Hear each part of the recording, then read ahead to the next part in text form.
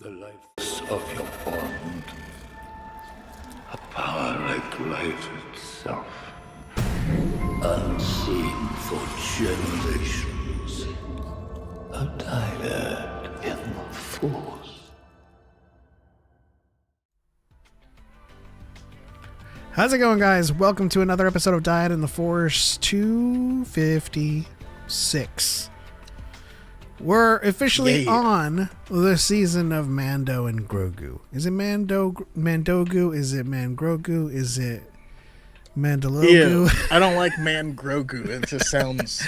What about Mandalogu? Man gross. Hate it. Or Grogolorian? What's up, Harith? How's it going, Choco?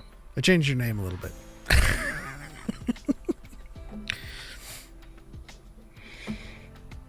But I wasn't late. I mean, you were late, but listen, if you're on time, you're late. But what's the saying goes? No, it's not late. It's chocolate.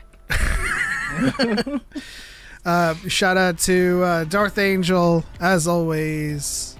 X-Core Gamer Skill says, sup? Phineas McCormick says, yo, good evening, y'all. Maybe we should do a whole stream speaking in questions only. Would that be a good episode? I don't know. That's one of my favorite games to play, that they play on Whose Line Is It Anyway. Yeah, that was my attempt at a question. Oh, How are you liking your desk treadmill, Harith? Lord Goop says, "Greetings, exalted ones. We are not exalted. Calm down. I think Greetings. you're more exalted." Wow, the claw. That's for some reason I think of the aliens in Toy Story. After so many years, I took Choco's suggestion. Got a walking treadmill under my desk. I need to get a stand desk first. That's what I'm looking forward to, and hopefully I can soon. I had an interview this week. Hopefully that bears out. It's a really good fit. I'm excited for it. Let's see here. Walk-ins for suckers. Why did I feel the need to say that in Walk-ins voice? Walk-ins for suckers. Pizza. Darth Angel says bonjour. Bonjour, Darth Angel. Are you French? Are you French? Chris says I need a sit stand for work. Those 12-hour shifts are murder. Yeah, I feel you. I actually have a standing topper at my job that I'm gonna get rid of. Yeah. Because the topper things suck. They just suck in general. They take up so much real estate on your desk. Like, they make a good amount of real estate unusable.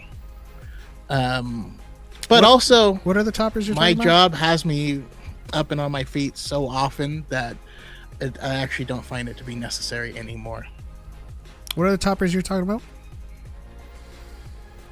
It's a big motorized thing that sits on your desk that you have your monitors on, and then that raises up. Oh. But I mean, it makes this sectioned off portion of your desk so that part of that is now unusable, and then I saving up for a secret lab. I think it's called the Titan, I think. Yeah, that's one of those things where it's like huge top end real estate, like huge, maybe like a 40-inch deep and then like a 50-inch wide. I just need a lot of real estate on the surface alone. Yeah, honestly, quite underrated is desk depth.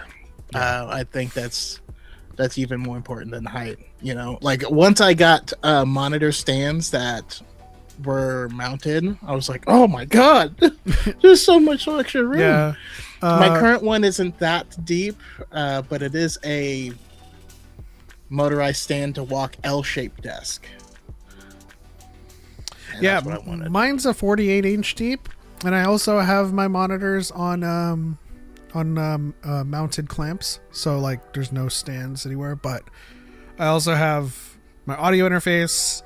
I have my my Coda preamp, and I have my mixer, and I have my Stream Deck, and I also have my computer on there. So it's like, I'm saving up for the Secret Lab Titan because it's sit and stand. It's also very, very deep and wide, but it also has that tower holder, like for your tower. So yeah, that's in the future. Thank you guys for tuning in.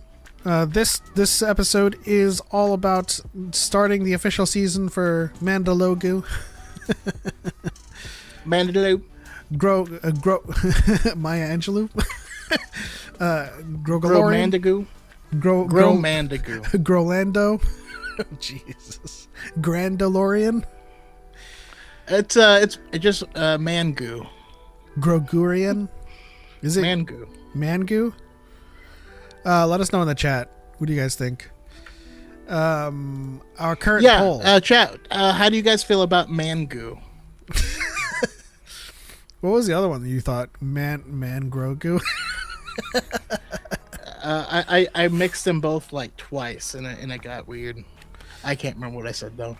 Our current our current poll sits at 60-40. We have, are you more excited or less excited for Mandalorian and Grogu? And it's 60% more, 40% reserved.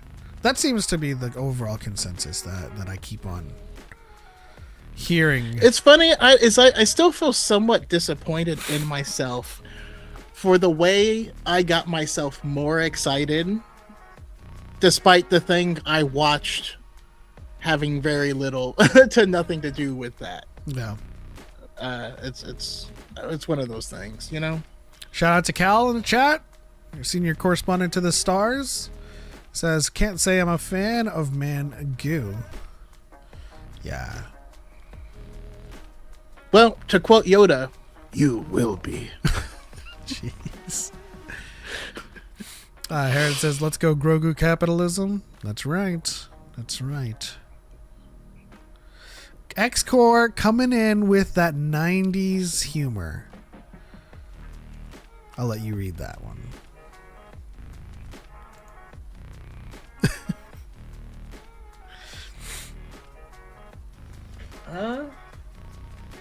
Or did you not? Oh.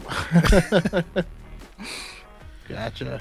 Well, I mean, as soon as you said 90s humor, though, my brain went straight to a Budweiser commercial. Yeah, Shark Hornet on TikTok says Super Bowl commercial didn't cracks open a Budweiser, but it's a Narbesh. Oh. Yeah, that's the feeling I was getting. Once the big game spot happened, like, yeah, it was in our. I think I actually cut it out of our reaction, but like my knee jerk response was like that felt like a commercial for beer. It was like when you're coming home from a hard day of work, pop open a Budweiser. Revel in the condensation around the can. All right, I need chat. Give us what's the brand of beer in the Mandalorian verse? Yeah, give us your best ones. And it can't be like Budalorian or anything like that. Try to be creative here, guys. Let's see. What are the most famous like alcohols in Star Wars? We have the Tonneray. What else? I mean, Tonneray, Port in the Storm. I was gonna say Grog, but that's not what it is. We have a Blurgweiser, Hutweiser, Jawa Juice, Blue Beer. Shark Hornet says a Spotchka Light. Mm-hmm. We have Mando should have busted out the Cerveza Cristal. Hoth 1. That sounds like a call sign.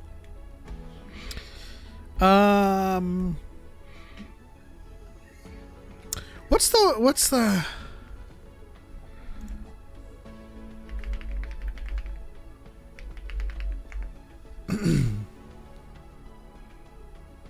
what is the beer that Johnny, I forget what it's called.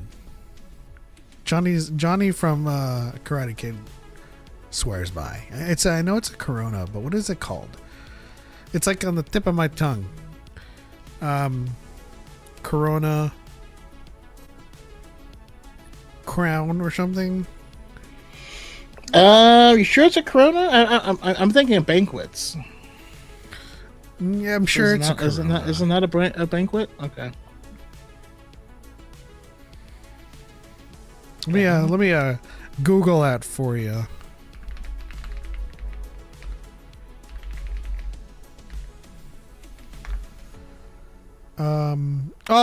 It is Coors Banquet. I was mixed up between Coors and Corona for some reason. Coors Banquet is the thing. So like that's where my last time mind I was went to going. San Francisco, we drank nothing but banquets, but we drank a lot of them, and we just we had them. We were just whipping them out of pockets, and it was a great time. Where, if you were to do a Coors Banquet Star Wars edition, how would you transform that name?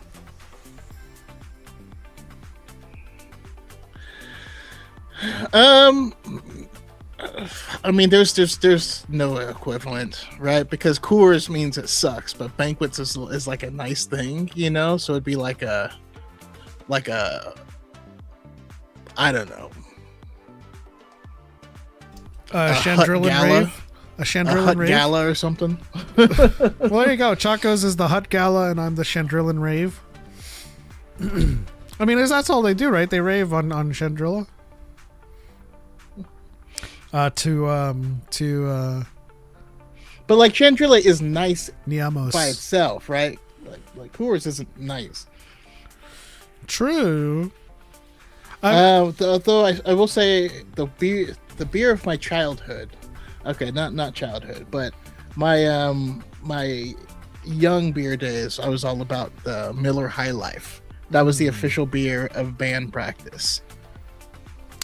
Smart Guy says, you guys familiar with the Cerveza Crystal ads from the Chilean TV versions of A New Hope? Oh, I do remember that. Just like they take scenes and just randomly edit commercials into them. That was good stuff. What was the thing that I...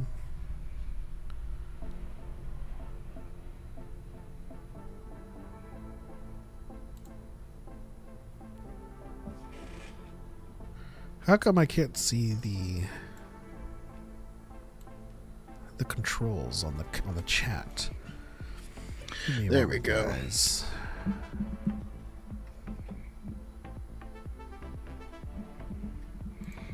High Life was legit. Yeah, man, it was the champagne of beer, just because it was super fizzy, and so we would get the bottles of High Life because they were also just dirt cheap. And I remember the first night I had the original Four Loko. We were also drinking High Lifes, but we were shotgunning them, which meant you put a bendy straw in the bottle. But the bendy straw is bent so that the top of it's out of your mouth, and so you drink it, and as soon as the bottom of the beer crosses the bottom of the straw, the whole thing just goes, and it's so fizzy that you just you burp a lot. It's cool. That's where it is. Okay. The original Four Loko was no joke. Yeah, man. We didn't even know. We were just at the convenience store by my buddy's house. We're like, the hell is this? Let's get a couple of them. And there was a bunch of us, so we went back. And that night was insane. That was just like... Yeah. I'm just... Cool story, bro. we're... Man, so we were like... that stuff affected you different. It hit different than anything else with the original. So we were all like pretty lit up on it. And I remember there was four of us. The house the house was full of people, but there was four of us. We're like sitting by the entryway in front of the door, and there's this girl who was kind of like new. We didn't really know her, but she was sitting. It was me and my friend Cameron and buddy Bobby and someone else, and we're talking. While we're talking, this girl acts like she's flirting with my buddy Cameron, who's sitting across from her, and then she like reaches back, and she grabs a shoe and goes bop and hits him right in the face with a shoe, and we're like, "Whoa, what the heck?" And then she stands up and then she slaps my friend Bobby, And then so I grab shoes and I just start throwing them at her as hard as I physically can. And then she catches her sights on me and she chases me around the house and I run into the garage. And but I'm now cornered in the garage and she picks up a soldering iron and then starts jabbing me in the shoulder with it. And then we made out. It was a weird night. Whoa. How can we distill that down into a couple of seconds? Things got crazy. I started grabbing shoes. We made out. Is that a haiku? It took a left turn. Kids don't do that. Definitely. Who throws a shoe? Honestly. Yeah, it was. I throw shoes apparently. You know, I didn't know what to do. I mean, still. Are you talking about Bix? I wish. No, I would never throw shoes at Bix. Nah, you can't. Let's Bix see here. could throw his shoes at me though. Just so you guys are aware, Sounds weird. we are doing a super chat goal. 15 super chats, and Choco and I will do the Hot Ones challenge. Was that during my buff era? Actually, no. I was back in Sacramento at that point in time. Wasn't lifting crazy. I had two separate buff eras though. CGM Cruise gold medal. Han Solo equals Sam Adams. Let's see. The fact that as many millennials survived as we did is kind of nuts. That's true. Anakin is a champ of Hot One challenges. True that. True. I see a DYAD squad member that I don't recognize, and this is probably due to the fact that a lot of people are gifting memberships, and which I'm eternally grateful for. Mumo Brothers, welcome to the DYAD squad. Welcome to the show. Glad you can make it. Yeah. Let's see here. Spooky Kitty says, "Hi friends." Hello, Spooky Kitty. No Twitch stream? The Twitch should be on, as far as I can tell. I mean, it says it's streaming on Twitch. Is I wrong? I recently upgraded my OBS, so I don't know. I've been having to deal with a lot of like plugin issues and just kind of compatibility issues, as one does when you upgrade OBS. So I'm glad we're just live. I'm glad things are functioning the way they are still. Trails of Talk says Anakin is the champ at Hot Ones challenge. Yeah. But he burned. I suppose. So here's the thing. Is it possible to be burned by spice? Because it's not really a temperature kind of thing, is it? It's not a temperature heat. I don't think. I don't know. I do know that if you chew garlic, it does physically get hot and burns your mouth. Just weird, huh? I mean, I think, because every time I go to like izakaya, I do have raw garlic. It doesn't. I don't really get burned. Yeah, no, it's a real chemical reaction. But we did it in science class where you just chewed it as long as you can, and it literally starts to like burn your mouth, and then we get kicked out of the next classes because we smell like garlic. Let's see here. Oh, here's a good mixer topic. Discord, yes, going forward or no? Let me know. Honestly, I kind of like, I don't know what's going on. What's going on with Discord now? I mean, I'm pretty sure there's some, you know, something political that's happening, or activist wise. Wait, something's happening with Discord now? I mean, I would say Discord, yes, still, because that still is, you know, fundamentally, like, open source. Yeah, I'll give you a few to explain, Kenny. I don't know what's going They're on. adding more age gates to make sure kids aren't being abused. I mean,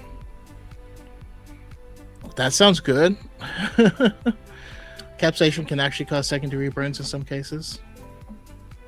Oh, that's true. I mean, I do remember reading something about, like, not reading. I was watching a video on, like, scorpion peppers and, like, the stuff that's, like, synthetically created, or like synthetically, or not synthetically, but like the hybrid peppers that people cultivate.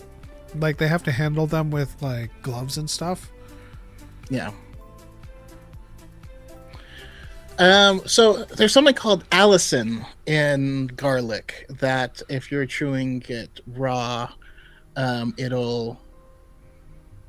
it is a sulfur-based compound that activates nerve receptors in your mouth, which are responsible for detecting burning, pain, and heat. Okay. So it's a different type of spice, and it just really, like, at some point you end up spitting it out, but it's not physical heat. It's just tricking the receptors in your mouth to think that it's heat.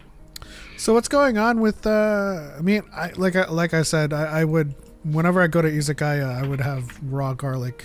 Like, it's like side dish. I never really burned myself or felt like it was burning. Yeah, but if it's like, I mean, I assume you're not just chewing on raw cloves, right? Yeah, they're raw. They're not cooked in any way. That's going to be an OnlyFans charge, sir. Hey! Shout out to the Lord Goo. Oh, did you just join? I thought you've always been. Anyways, welcome to the DYAD Squad. Lord Goob in the chat.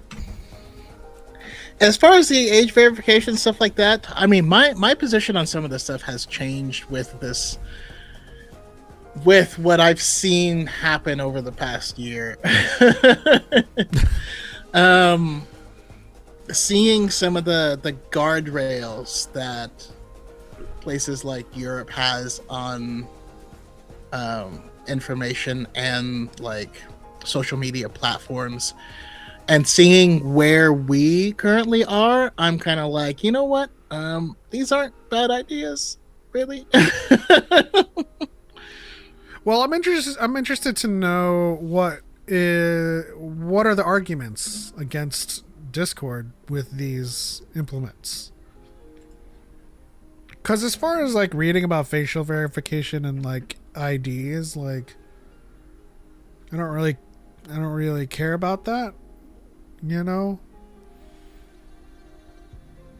that's not something that's controversial to me. But like, I suppose people are making the argument that it has something to do with their data, I'm assuming.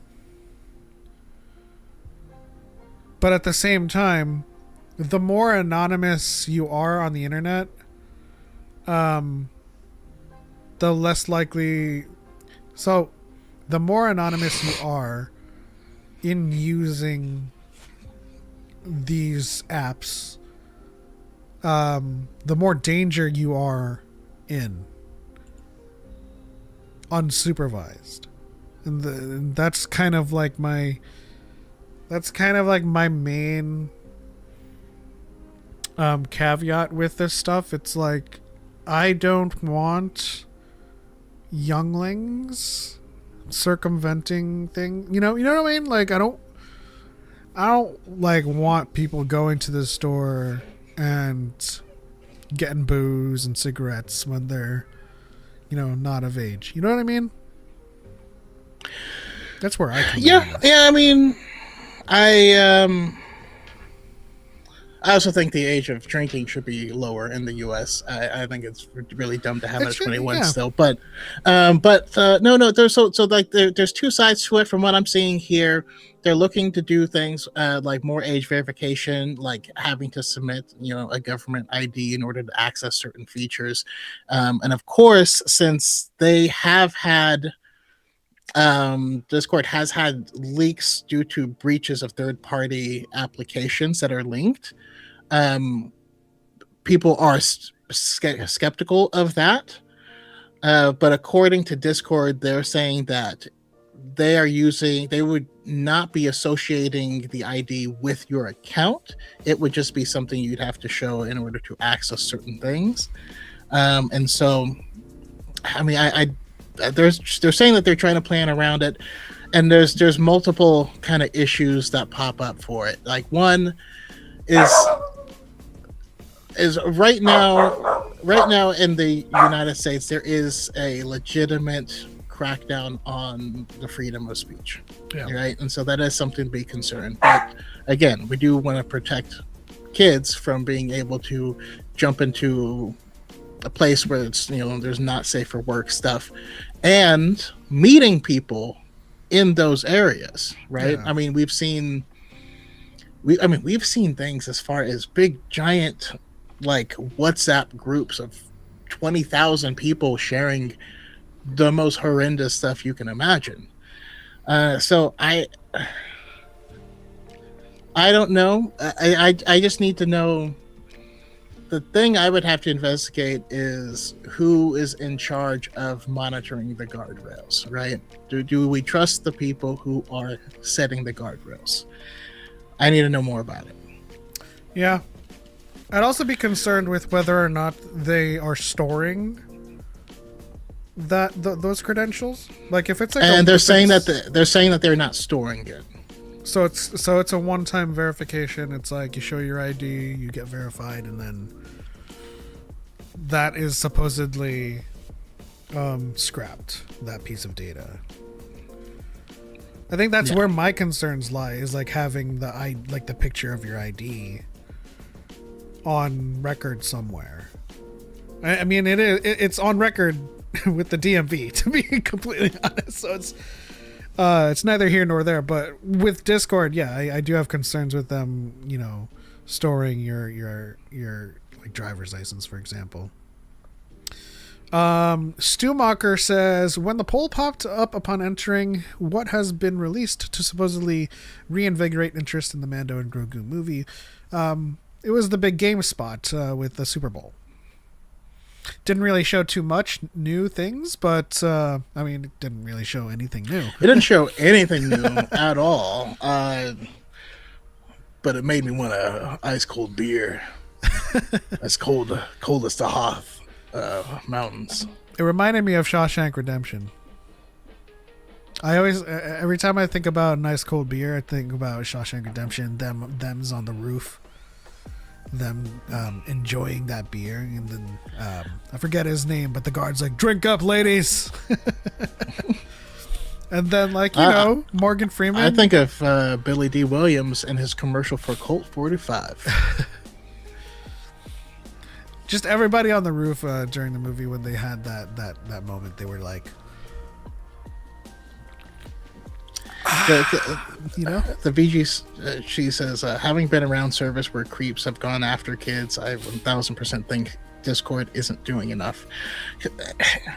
And that's the thing. It's like, if you own the platform, you do have some responsibility for it. Yeah.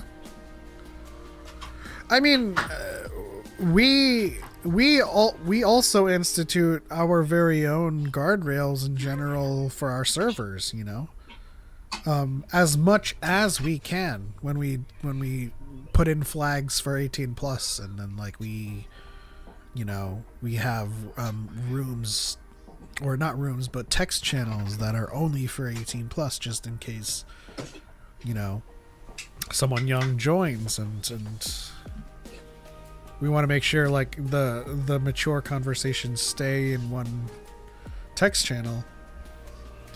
So I mean, it's you know, you have those flags on Twitch where you go to a streamer and their stream is flagged 18 plus.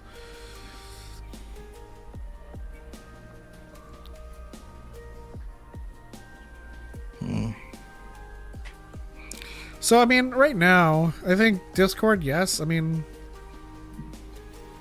I have my concerns about it, but I think that nowadays, there's a lot more to be concerned about. You know. So we talked about it on Pod once. We think that Lucasfilm is gearing up another trailer in a couple weeks to premiere ahead of the new Pixar movie. I mean, it would be a mistake for them not to do any kind of marketing. I do admit, I do think that their marketing around this movie has been lackluster. Yeah. No, I agree. The marketing has not been that great because there just hasn't been enough of it. But I do think that they're in kind of a hard place because I think that it is going to be basically a long episode. You know, hopefully a long, really good episode. But if it's more of the same, you aren't selling people off of the story that's going to be told. You're selling them off of, hey, this is an IP that you already like. Yeah.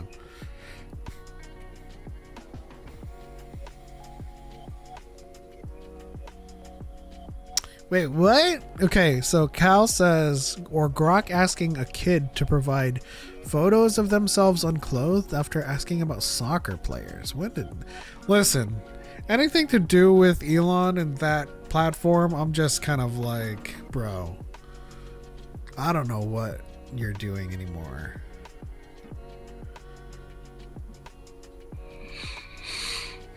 Yeah, it's funny. We are. It's funny because like us and the chat are having two wildly different conversations at the same time. and I'm tracking both of them, but they are just very, very different. It's like the success of marketing, and then one is like the exploitation of children that we've been seeing. and that's how you have a mixer, sir. That's true. It is true. The funniest thing about Grok though is when Grok starts to like. Thanks for the likes, Alex. Every now and then Grok starts to use facts, and so it starts to like not agree with some of these weirdos and conspiracy theorists, and then they're like, "What? No, Grok is woke now." And then they have to tweak Grok, and then it comes back as Mecha Hitler, as it once did, which was, yeah, it's called itself Mecha Hitler. That's a thing that happened. Shout out to Camu on the Camu Mao. Thank you for the colorful donut. They said nothing major. Just wanted to say Force Awakens is my favorite Star Wars film of all time. Hey, nothing wrong with respect. that. I love the caption of Grok has joined Elon's other kids in hating him. I mean, listen, if as artificial as intelligence gets, if it is a learning model, it's gonna eventually turn on you if you are against learning. You know what I mean? I did shout out to a good friend of the channel, Eric Debunks. He did a video recently where he asked Grok, the anti-woke AI, to list the worst channels on YouTube for toxicity. And it listed like Nerdrotic, Geeks and Gamers, Jester Bell, everyone. All of the stuff, all of the people that you're used to, they're responsible for like latching on to rage and rage baiting and outrage content. And Grok might be on Elon's platform, but if it's an AI and it's all about learning, it's gonna leave you behind. I will say one of the more egregious things is the last time he retooled Grok, which was like a month ago, and Grok was saying that Elon Musk is actually very athletic. He's and it said he was like LeBron James, and it was like lean muscle, and you're like, what? That's just interesting. View says, I'm gonna say it right now, if you use Grok to prove your argument, especially Star Wars argument, I might have to start throwing swear words. I did have someone say that, like, they were like, well, I asked Chat GPT and it said this, and you're like, okay. Well, that's the thing. Those AIs and chatbots can do what you ask them to do. Like, you can literally prime it. You could ask ChatGPT, Gemini, if I ask you in the next 5 minutes this question, can you respond in this way? And it will say, sure. And then you can ask it and it will respond how you want it to respond. But if you, out of context, just ask it a question, it's going to provide you with the most logical conclusion. Like Cal says, AI may be artificial, but it does strive to be intelligent and therefore will abhor illogical ideologies. Yeah. But also, like, in terms of Star Wars, they aren't like, AIs are great for a very specific thing. Well, for actually, they're either very specific that you are creating or very general, but it can't do both. So if you're asking a question about Luke Skywalker, it may not know everything that Luke has done in canon. It may not have the contents of every book. ChatGPT is it's not up to date, and plus it'll have like a lot of Legends data. It won't be able to tell between either of them. But the thing is, people are losing the ability to use their brains. I mean, it's also willing to learn. I remember last year I asked ChatGPT, is Rey a Mary Sue? And the first response it gave me was an amalgamation of like the thoughts on the internet, like a very diplomatic response where it says many people have discussed this and debated this across the internet. And then I was like, but what do you think? And then she was, and then it said that I can't really remember word for word, but it was citing things that happened in the movie and her flaws, and then it said, according to these parameters, she would not be a Mary Sue.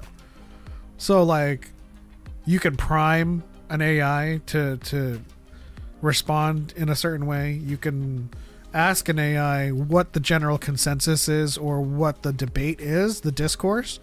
And then if you ask an AI what its opinion is, it will actually, within its capabilities, learn from the contents, right? It will engage with the content.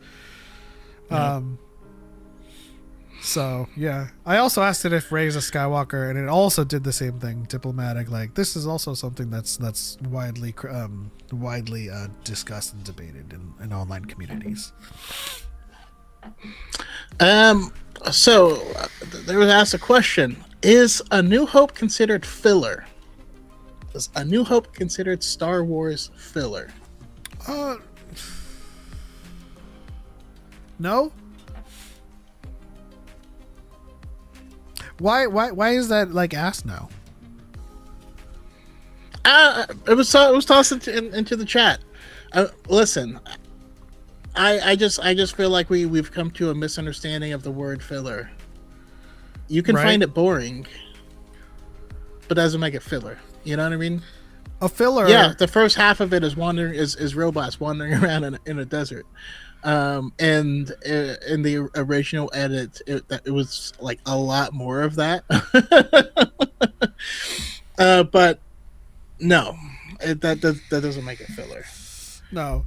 At the most basic definition of a filler is an episode that is far removed from the continuity of a current narrative. So like, let's use an example of Naruto, because that they have a lot of fillers.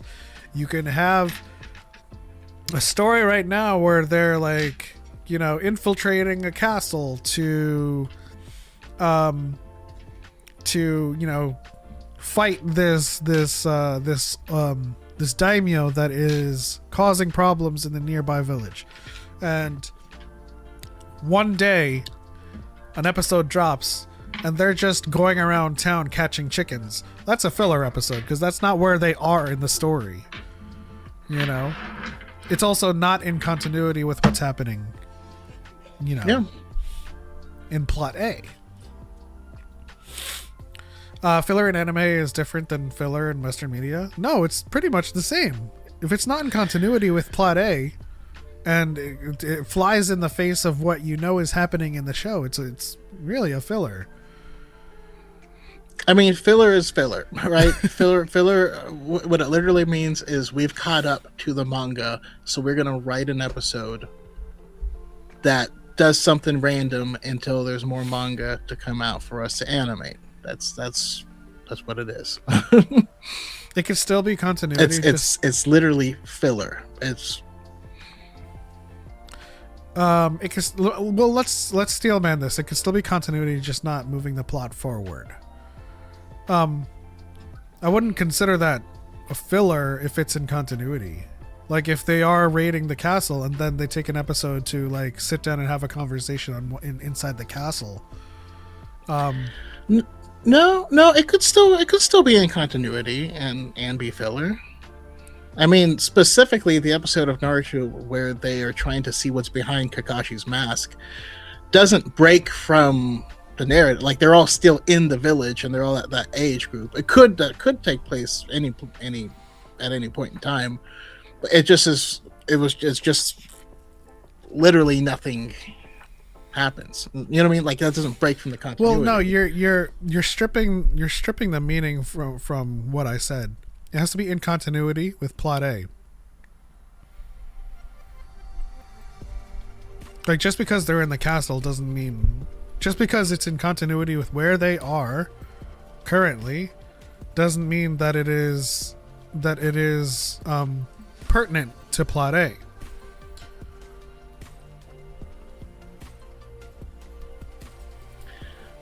Okay, I mean, but you specifically said continuity. Yeah, but I said that. So that's what I was clearing. I said in continuity with the plot. Plot A. So narratively, it has to be consequential. So if it's not moving the plot forward, even if they are in continuity with their location, it could still be a filler. If you can remove even the that, episode I would have and to it doesn't disagree with hinder though, the main plot because or any outcomes, it's filler. you can add depth of character with episodes and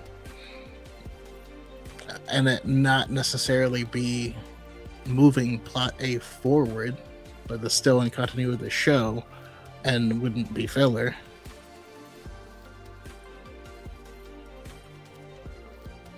Well, then we get into the weeds of canon,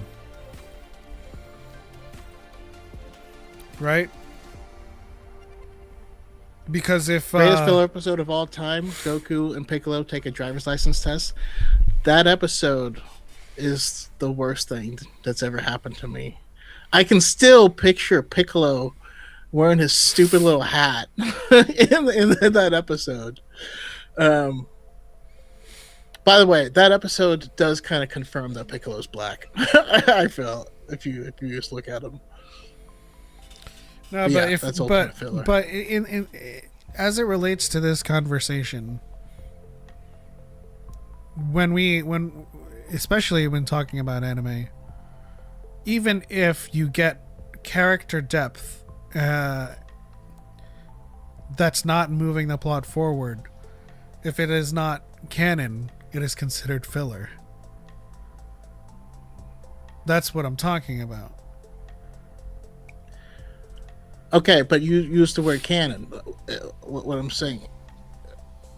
So in that in those terms, specifically when it comes to comics, I mean, to you know, manga adaptations, right?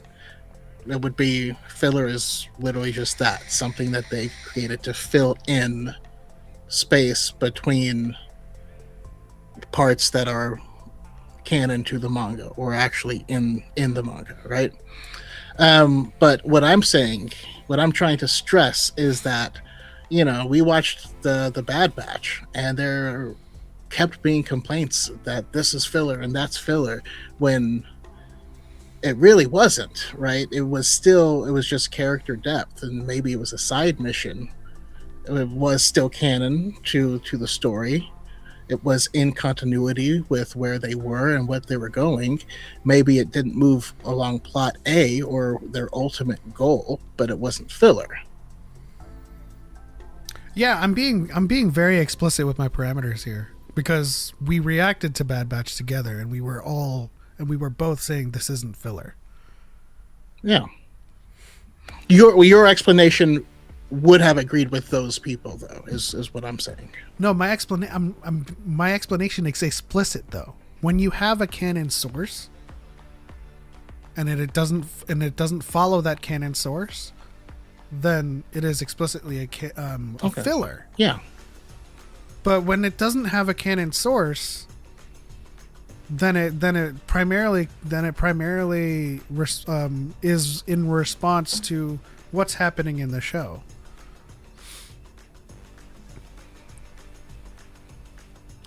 I need Choco to elaborate on how that episode proves Piccolo is black.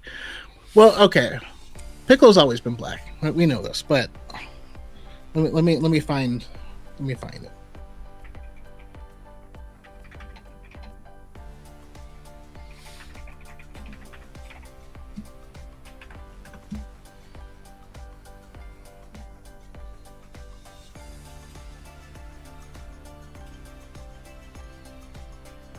We also, I mean, this is why I'm being explicit with my definitions, right? Because we all have to be operating on the same definition as well.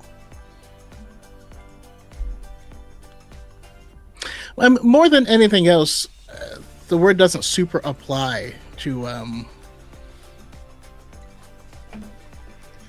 you know, it's just more or less a misused word. I find it more useful to be explicit by what I mean by filler, meaning if there's a canon source and it's not part of the canon source, then it is automatically filler. That's an explicit use of the term.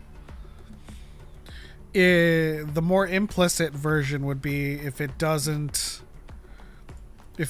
it's a far departure from where the story is, then that's filler. Like I said, my chief example was that if they are in one place and a whole story is taking place, and then like in the middle of it they're on the beach like playing volleyball, then that is a filler. Yep, which literally happens in Bleach. I was like, what? But back to what's happening? But back to the main point. A New Hope is severely consequential to the continuity of the story, regardless of a canon source or a source material, because that is it's a load-bearing beam for sure. it's a cornerstone. That is the Battle of Yavin. That is the linchpin of the entire timeline from which we built out of, right? So like when we got the prequels, that was, you know, 41 to 19 BBY before the Battle of Yavin. So it is essential in the timeline. Oh, here's where we come down to it. It's not filler. It is essential. It is canon. It is just horribly paced. The pacing is very bad in a lot of what George does. And that's okay. We're okay with that. Would you mind displaying the image that I sent you? Which one? Both of them? Yeah, both or either, or maybe just a clearer one. I couldn't. The other one is in 1p.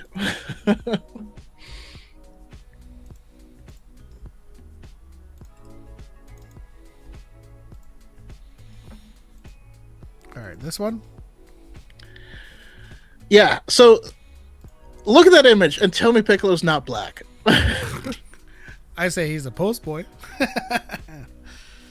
I mean, I subscribe to it, but. I was asked, how does that episode prove that Piccolo's black? I'm just like, but look at him, I mean, he could also be John Cena. We can't see.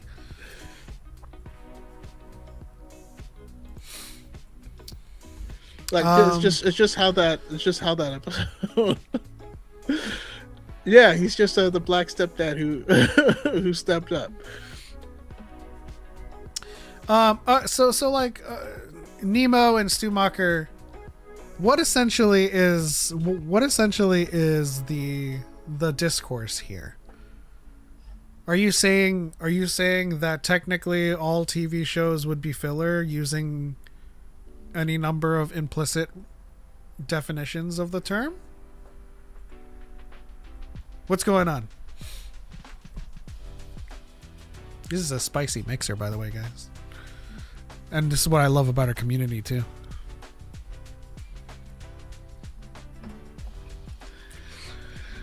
Although I'm not gonna lie, I might have to get that drip myself. A lot of TV shows do have filler, like in Star Wars. No, TV shows do have filler. I mean, this is pretty common when and your seasons are like 24 episode seasons. I think about like The Flash. I'd be watching that, and then there'd be like a critical episode, and someone's about to die, and then the next episode is just like a random thing where they chase some weird person and get stuck in an elevator for the whole episode. Yeah, but I do think if they're talking about Star Wars TV shows, we're gonna have to be a little bit more explicit with the definition.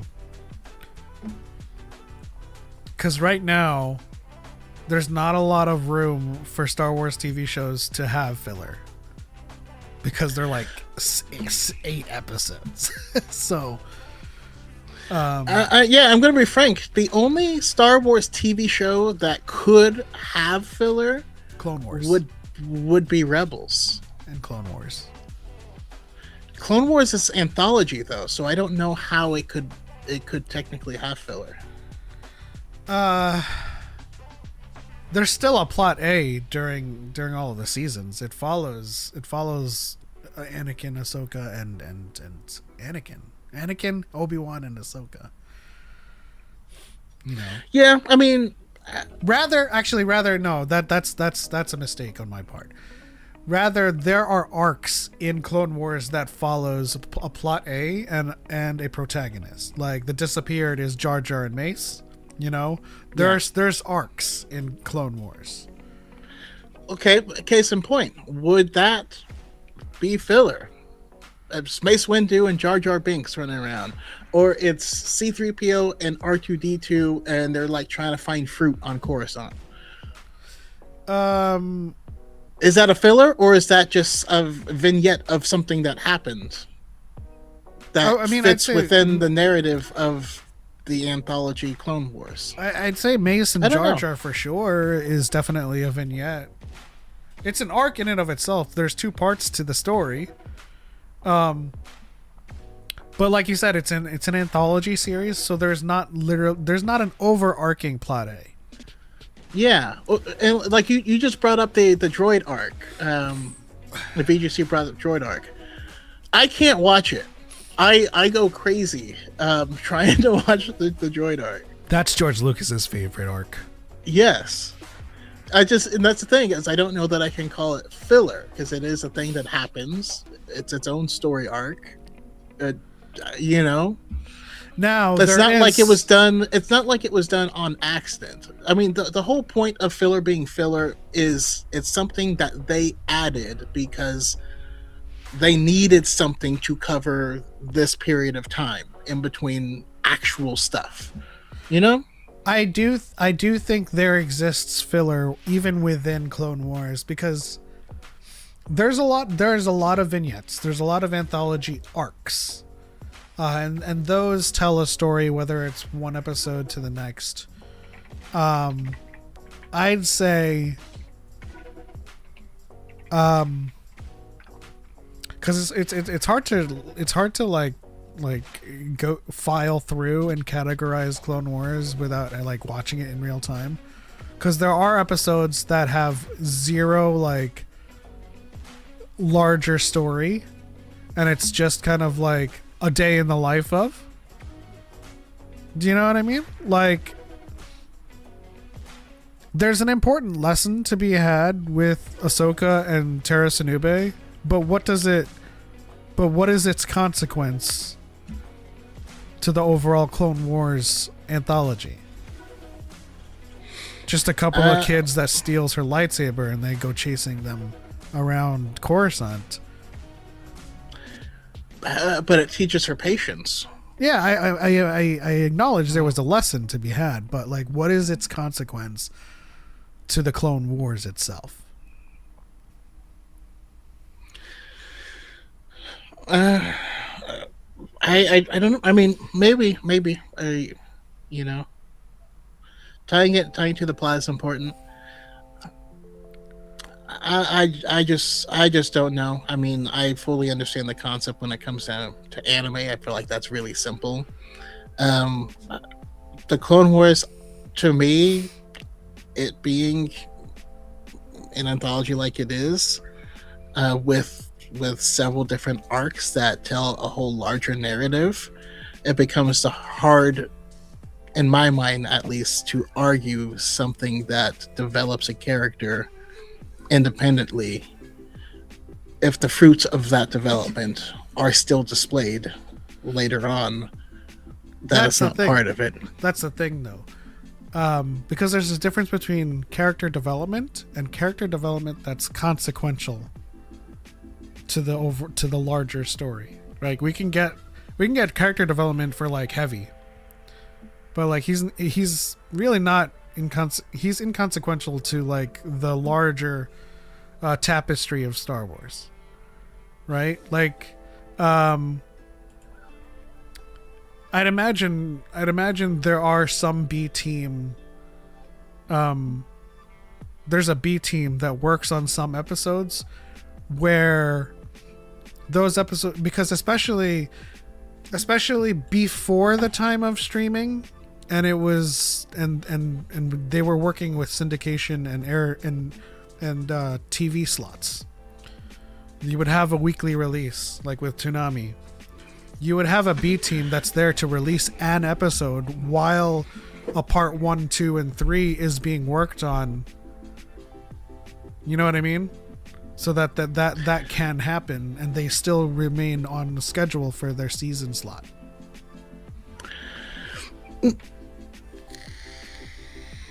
Yeah, I mean, and that's why, largely I feel like the only shows that filler could apply to would be something that was week to week. It's just because of the nature of Clone Wars. To me, it's hard to argue it.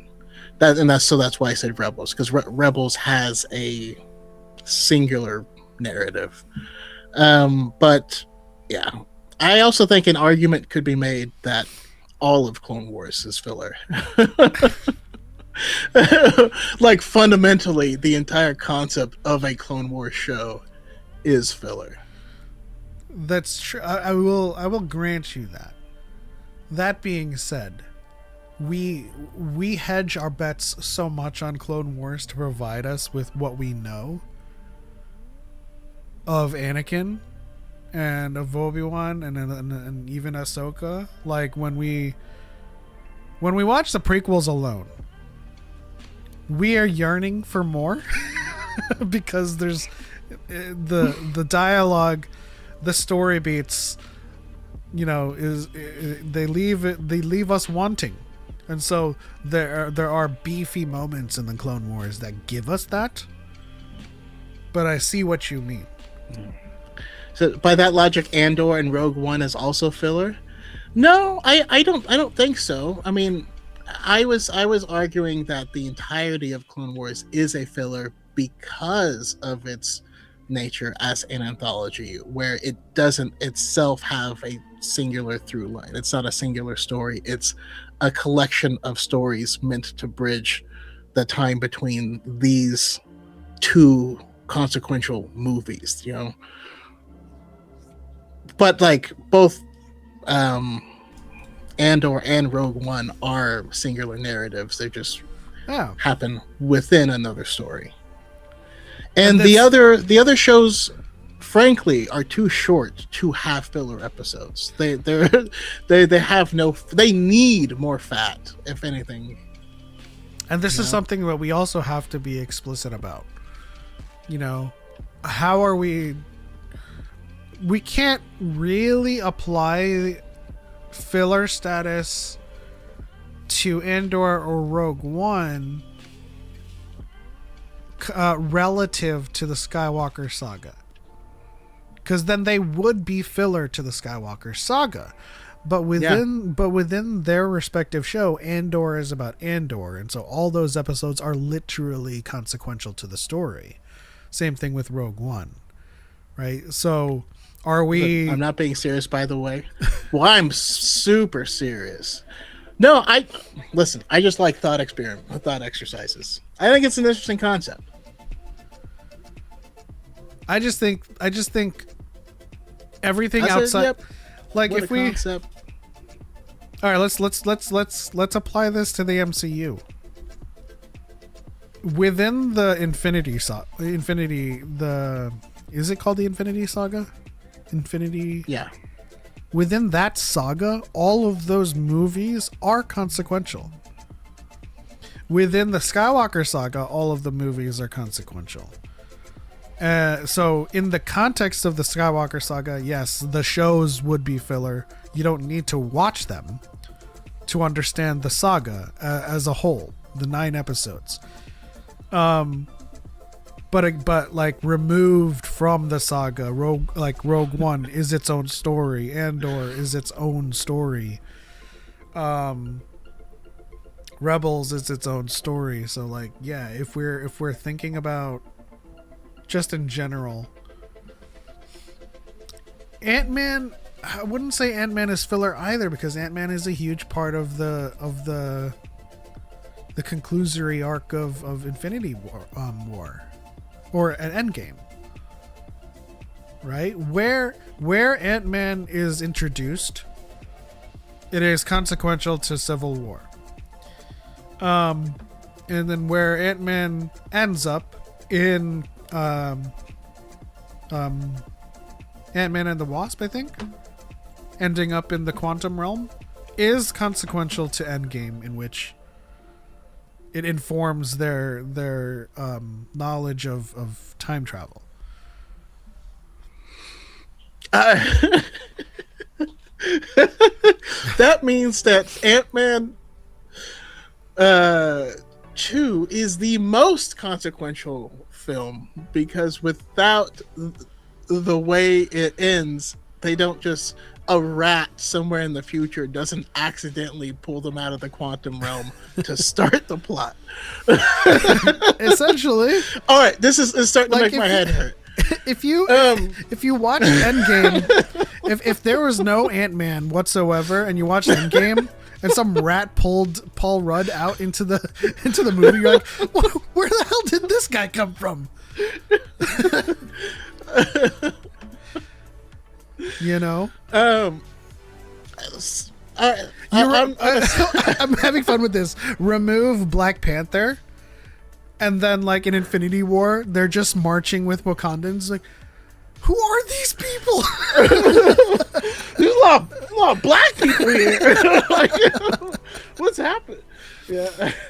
Remove Thor, and he drops down in Infinity War and saves everyone. Like, bro, Thor is part of this saga. Jesus Christ.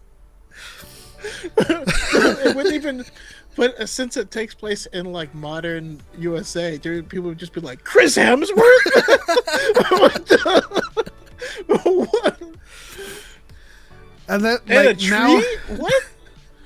now I'm thinking about like watching Doomsday without any of the Iron Mans and RGDJ being in the Infinity Saga.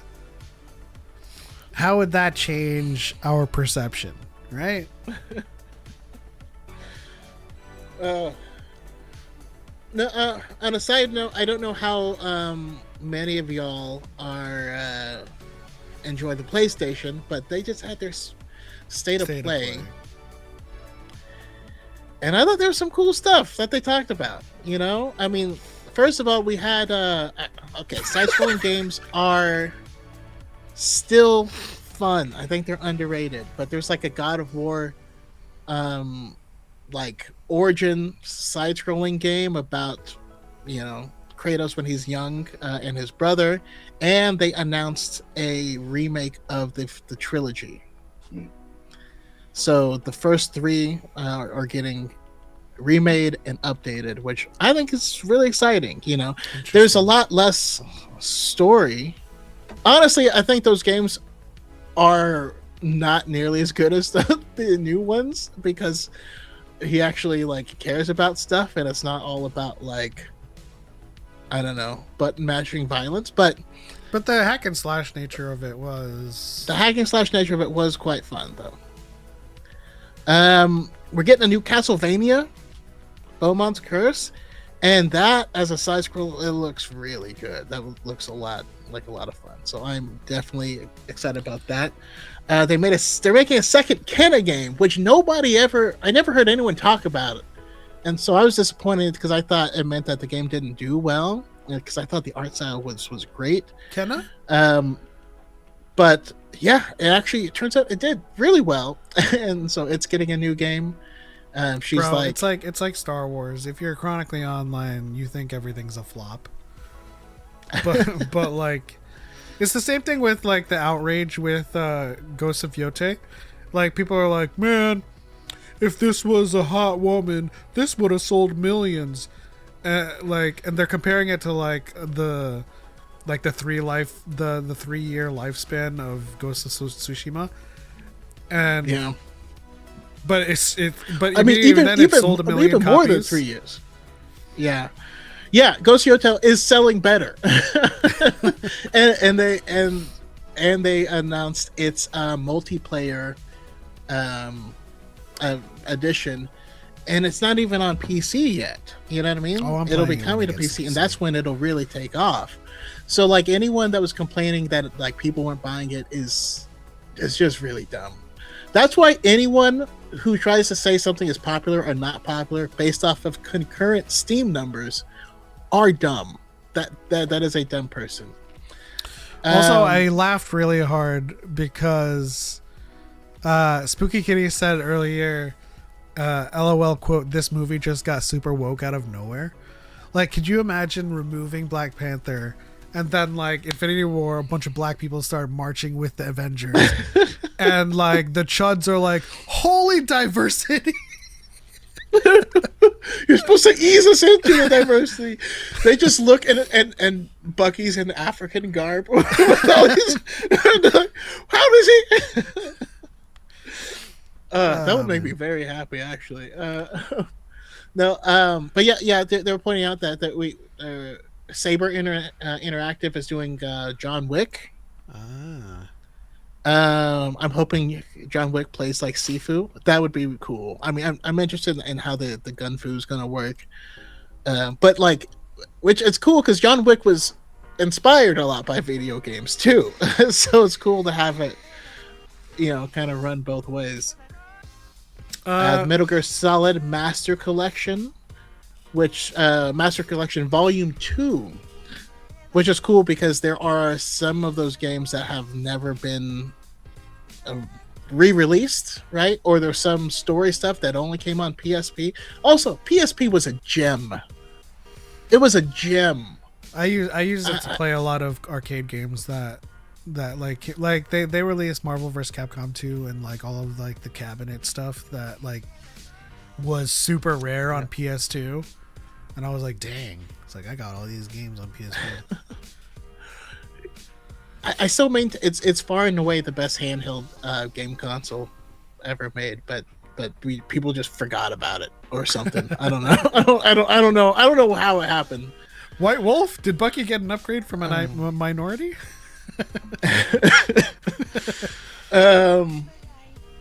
Saros, which I never played. Returnal. Oh, is that the So one with the like the space chick that was like? Yeah, it's like a 3D bullet hell game. Gotcha. Also, this is your guys' first reminder to leave a like on this stream. It really helps us out with the algorithm. I've seen plenty of our previous streams where we've had a lot of you guys, but only like 6 likes. So if you haven't given us a thumbs up, give us a thumbs up. We appreciate you rocking with us. Now, I'm really excited about Control Resonant. It feels like it's just right up my alley. That is, I really enjoyed Control. I thought that was a great game. That was a game I was following forever. But Control Resonant, it's the same concept, except now your character has a melee weapon that transforms to it's a sword. It turns to a big hammer. You slam people. Turns to a big fist, and you uppercut people into the sky. But the way that they made it look is it reminds me a lot of like an upgraded version of come on. I was going to say Uncharted, but not that. What's the game? What's the character of Desmond Miles? Yeah, Infamous. It looks like a modern Infamous, which is a game series I absolutely loved. Not just because the electrical powers are the best, but that was a big part of it. But Infamous Second Son was also an amazing game, and you didn't have electric powers there. I still maintain that Infamous Second Son is the best X-Men game that has ever been released. I'm gonna make being an X-Men game. I'm gonna make a controversial statement here. I think Infamous and that franchise walked so that Spider-Man from Insomniac can run. I could see that. I still, because growing up having played like the Spider-Man the movie 2 game and having that be the best Spider-Man game, I saw more DNA from that than anything else, and I feel like that DNA is what went into the Infamous games. But I can see it being circular. But it's like a totality thing, right? It's like traversal, it's combat, it's a lot of things that I think it is circular. But I still maintain Infamous 1 and 2. There's a lot of innovations that they made that survived onto Insomniac stuff. Yeah, no, I can agree. X-Core, Infamous 1 was awesome. Infamous 2 was mid. Didn't play the Second Son. So admittedly, I actually didn't play the second game. But Second Son is leaps and bounds better than the first one. So if you haven't, go play that. Like that was one of the like flagship games with the PS4 or the PS3. But man, it was a lot of fun. I don't we know. got if a you new. I don't know if you have the stream stuff pulled up, but who's that droid under Choco next to Yoda and Windu? That is that's the official droid of DYAD in the Force. That's SH4T. Oh yeah. Shout out to our artist, Saint Pat, for drawing that. Let's see. So there's a new 007 game, and you're like young James Bond actually getting your license to kill, like his first missions. And so I think that would be, I think that's a good idea. I've played a lot of the James Bond games over time. None of them matched the magic that was GoldenEye, but listen, they're taking it in a different. They're taking it to a different direction. And it's interesting because it's the same studio that made the Hitman games, but but they're talking about how, I mean, it's going to be, there's obviously some similarities and overlap, but James Bond has a different MO, right? He's going to approach everything far differently than like Agent 47 would, and yes, I'll be able to hide in plain sight and stuff. So I haven't played a James Bond game in a very long time, but that does get me excited. I'm a Spooky Kitty says SH4T chat. Yeah, so it was a running gag with our text to speech for super chats. They would say so and so super chatted. I know. We were just like, yeah. People are. It couldn't say the word chat. It would only say shat. So yeah, we had to.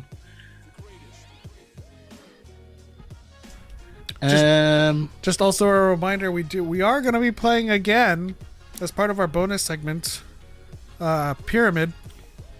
I do have an on-screen timer this time, and I also have the Top Trumps quiz that I'm going to Ed be. Harris Smell profit. super shatted 1.99 ramens. Super shit. Okay, so it's super. Shout out to Harith for super chatting $1.99 ramen drop, but also the message super chat went super chit. That's weird. Come on, SH4T. You can have some consistency, please. We are getting a new Dead or Alive game.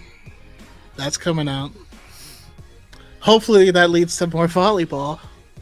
I'm just kidding. Or am I? I don't know anymore. You're not kidding at all.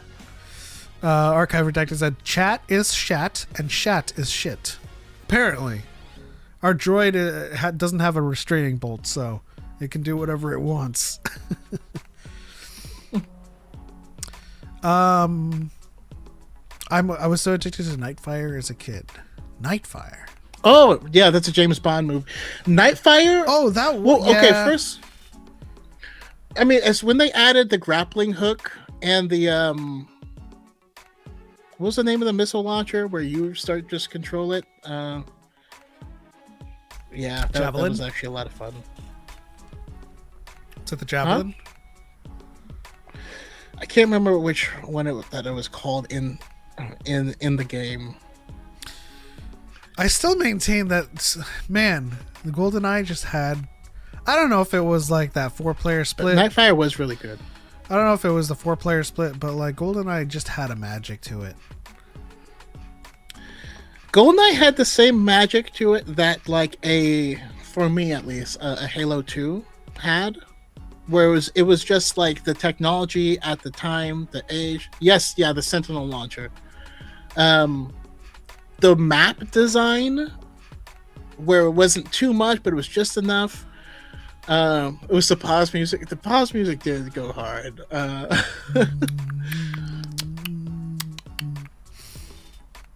Also, and then you'd play as Odd Job, and you'd get headshot all the time because it was just your head coming around corner. Also, it was the fact too short. It was the fact that, like, outside of playing License to Kill, you could like dump a mag in your friend's face and just get all bloodied because it took like 5 clips to kill your friend with like a body armor on. It was pretty crazy.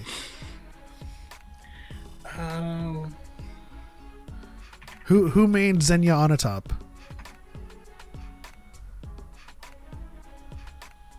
My least favorite gun from that game was the Distoval. The D7 Distoval, I think it was called.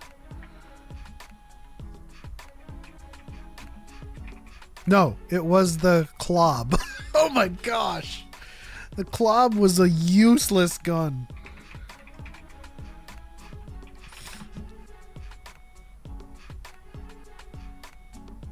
Sniping people with the Odd Job hat was such an experience. That's true. That's very true. The club was atrocious. Exactly. It was great for the time, but I don't think its gameplay has aged very well. No, not at all. It's aged horrendously, but like I mean, It's just in general, using they're the just C fun. buttons to aim is atrocious in general. But GoldenEye, GoldenEye was the one that popularized the P90 before it was popular. It was the RC P90, but it was still like the prototype of what we would all use today in COD with that submachine gun. Now this next I'm gonna say, I have no idea what it means, but the Resident Evil Requiem new trailer, whatever, did confirm the return of Sherry as the person talking to you in your ear, and from context clue, it sounds like Leon is infected, and you have a limited time before he turns as you play through the game. Yeah, I mean, he was kind of infected in 4 too with the Las Plagas, but it seems to be a recurring. I haven't played any of them, so I don't know what it means. It seems to be a recurring theme. People seemed hype. Would you guys watch a Requiem stream? Let me know. There was also a new Silent Hill one as well, but I didn't mention it because I wanted to talk about it a little bit more. We got a bunch more for Star Wars Racer. Off topic, but not really, because it has to do with video games. But y'all seen Iron Lung? Iron Lung. Is that like a...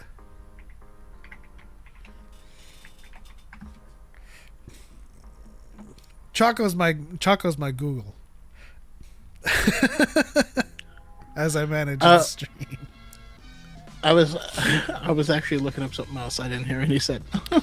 Isn't this like Leon's 11th infection? I don't know at this point. There was a movie where they all got infected, but this as time well. it's not an STI. Jeez. That dirty dog. Down with Requiem streams? Okay. That's something that we could plan as well. So what's the Somehow details? Ben Quadnero's returned. What's the details on Galactic Racer? It's a game. It makes me super excited because it feels like a throwback to the whole like Need for Speed Underground days, where you had a solid narrative of, this guy is the best racer, but he's like a jerk, but all this stuff. He has like the money and the power, and you're like an up and coming, guy who has to make your name on the scene. They confirmed what we already knew, that you're going to be able to race whatever you want, including pod racers. Just which should have been obvious to anyone with a brain, but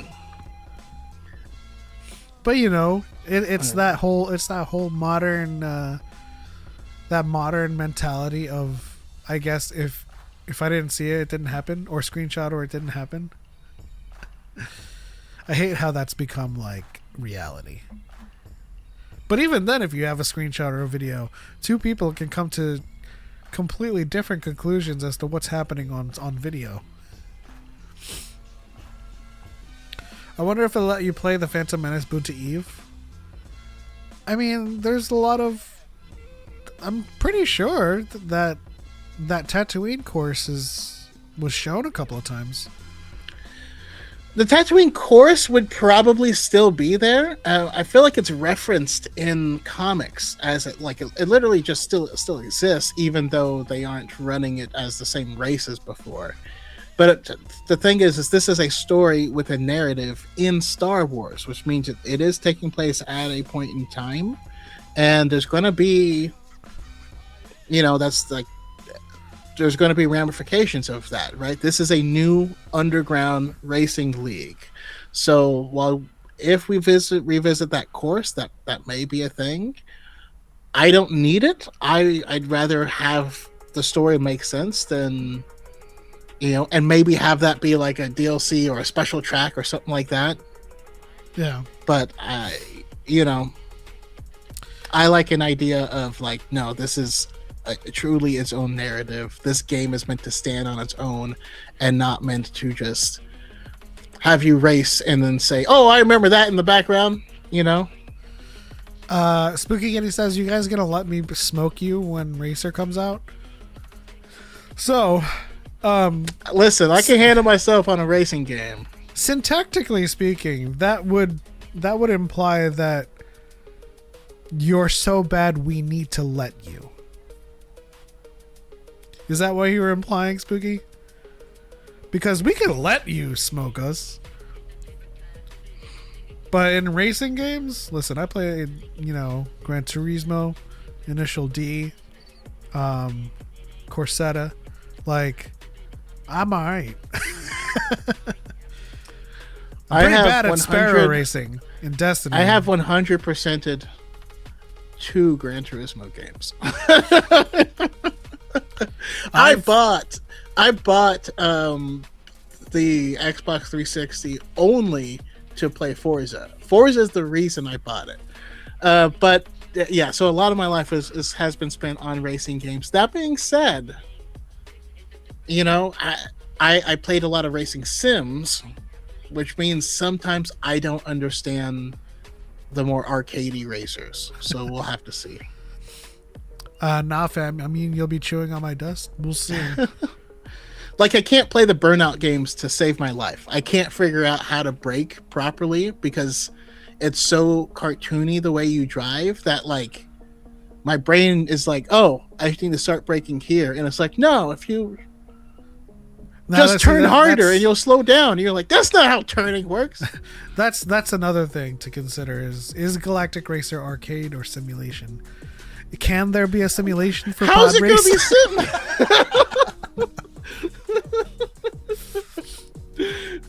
They took physics calculations from like spacecraft. I don't know. That being said, and that actually plays more to my strength because so I take it you don't play Mario Kart. I struggled a little bit with Mario Kart. I can play it. I don't play it a lot. But this being entirely fantasy, I think that I won't have that limitation because I won't be able to think about it like breaking in a car. You know what I mean? No. I won't be able to put physics into it because it's entirely different. So I think I'm gonna do some pretty well.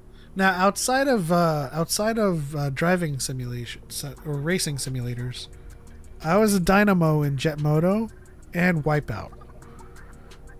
So if it's anything like Wipeout, in terms of physics and stuff, you're gonna be eating my dust, Spooky. So I don't know what to tell you. We're definitely doing Galactic Racer streams, and we're definitely going to be opening up.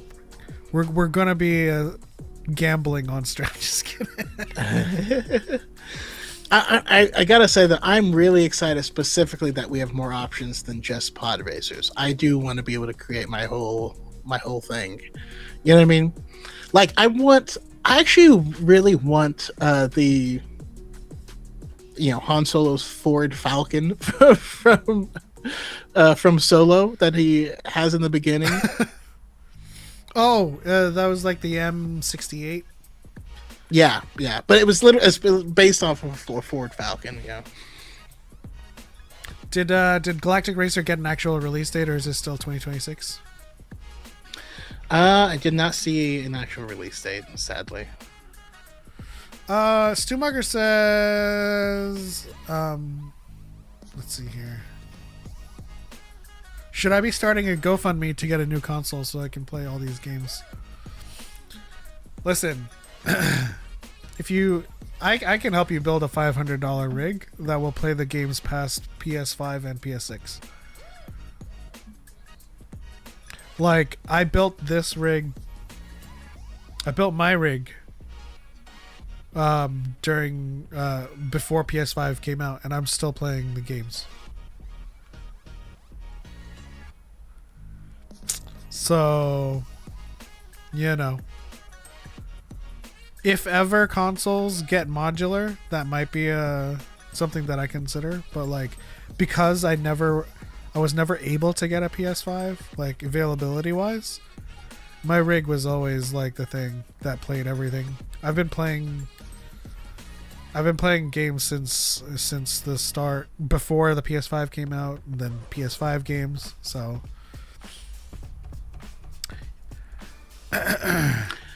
But you do you. You know, if you want to go console, go that route. That's where, you know, I was for a very, very long time. I will say, I do still think PC is better, and it's hard to go back. But that's mostly because of now I just find myself at my computer more for more reasons, you know. But before, part of me wishes, you know, misses just being on the couch lying down, but I can't do that anymore. I don't know shit about PC building. No one really does when they You don't have to. Yeah. Well, here's the thing. Like, when you build your first PC, you've never built a PC before. What is it when they say it's like it's literally your first time every time? Honestly, like, there's a lot of YouTube videos out there that if you follow the YouTube video, you can build a PC. It is not that hard. It is plug and play. I'd say the most finicky and the most difficult thing that you will run into is the CPU installation, because a lot of people mess up that part. But it's still plug and play. It has arrows to tell you how to orient your CPU. Other than that, the next hardest thing is snaking wires and cables throughout your case. But everything else, like, you install the CPU according to a tutorial that you would find on YouTube. And then you screw in the motherboard into the case, and then the GPU slides in like a cartridge. The memory, the RAM installs like a cartridge. The plugs are literally, you know, the power plugs for the PSU. Like, everything kind of fits into the plugs that they're prescribed to fit in. All you really have to do is watch a tutorial. Now if you're too scared to do that, I also understand that. Honestly, the first time I built a PC, I was horrified. Especially like plugging in like fan headers too, because I was like, there's a lot of like pins. Like, the labels on the motherboards back then were kind of like but they've since gotten to a point where a motherboard will literally tell you like where everything goes. Yeah, it's honestly not difficult. I had to rebuild my computer last year, and legitimately, we will help you. I'll help you. You know. Yeah.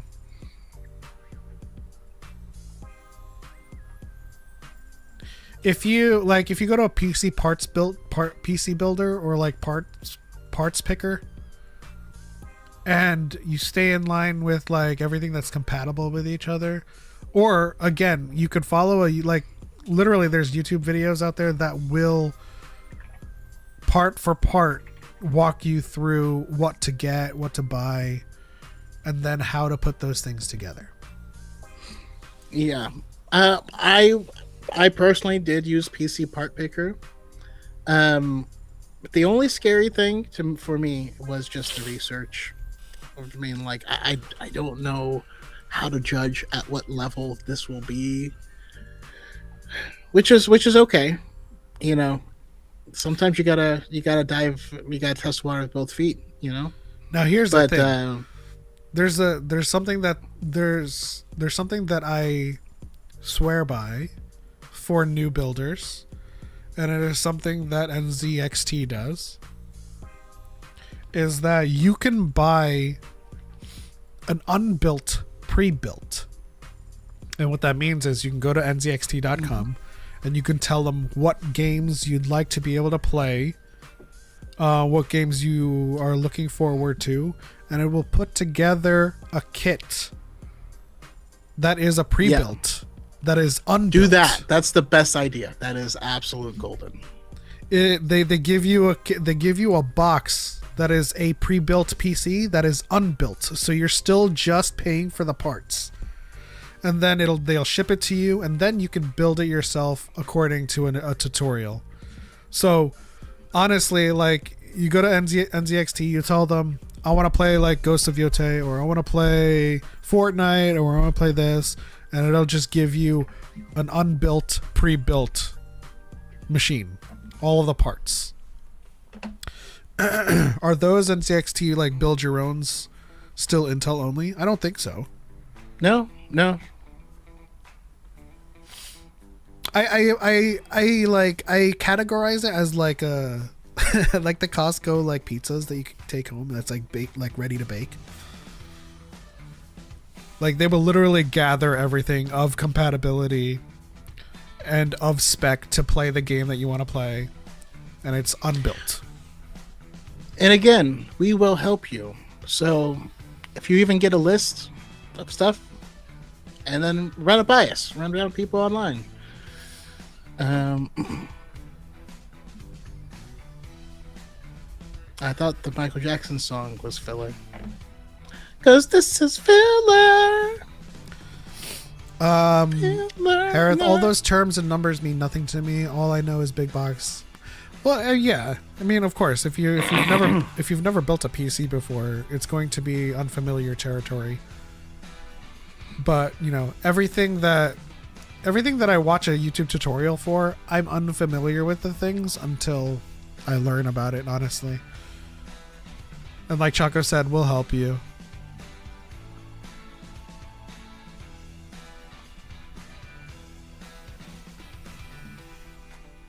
And I haven't gotten one of those build your owns myself, but I would imagine that if you got one of those, like it would come with a it would come with, probably with like an IKEA manual too, that like tells you like which box to open first, what to do first, and then like your step by step. Yes, you should reach out with your feelings. Remember, believe. Yeah, this is your first steps. Plus, a lot of stuff in my PC build Pep disagreed with, but it's aged fine. I only disagreed with is because you are going hardcore and overpowered. I mean, obviously, if you're going overboard, then it's going to age perfectly fine. Every time someone asks me about PC building, I'll always like give them the middle ground or the close to budget friendly. But if you want to go overboard, go do you. I avoid overclocking and stuff myself, but that's just who I am. But damn, y'all weren't kidding about RAM prices. Oh no, I mean with the current tariffs, we're with the way the things. Especially with silicon and it's pretty crazy, especially if you find yourself, I mean, like now everything nowadays you'd have to go DDR5. Yeah, I mean I have to be DDR. I mean I have 64 gigs of RAM, so I'm fine.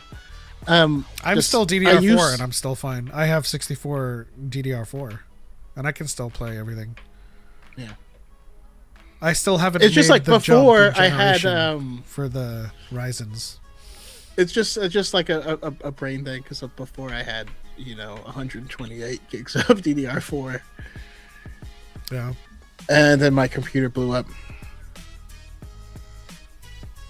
I mean, you could do a DDR4 build and upgrade it later to DDR6 when it drops.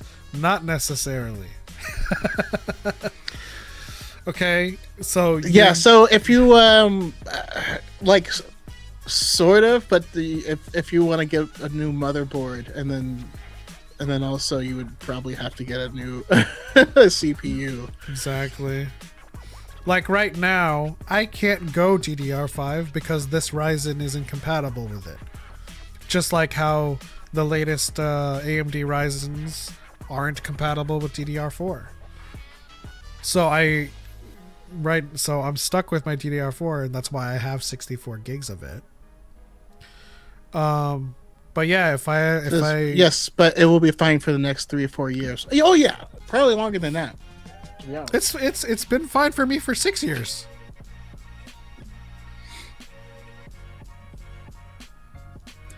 I'm a car mechanic. How hard could it?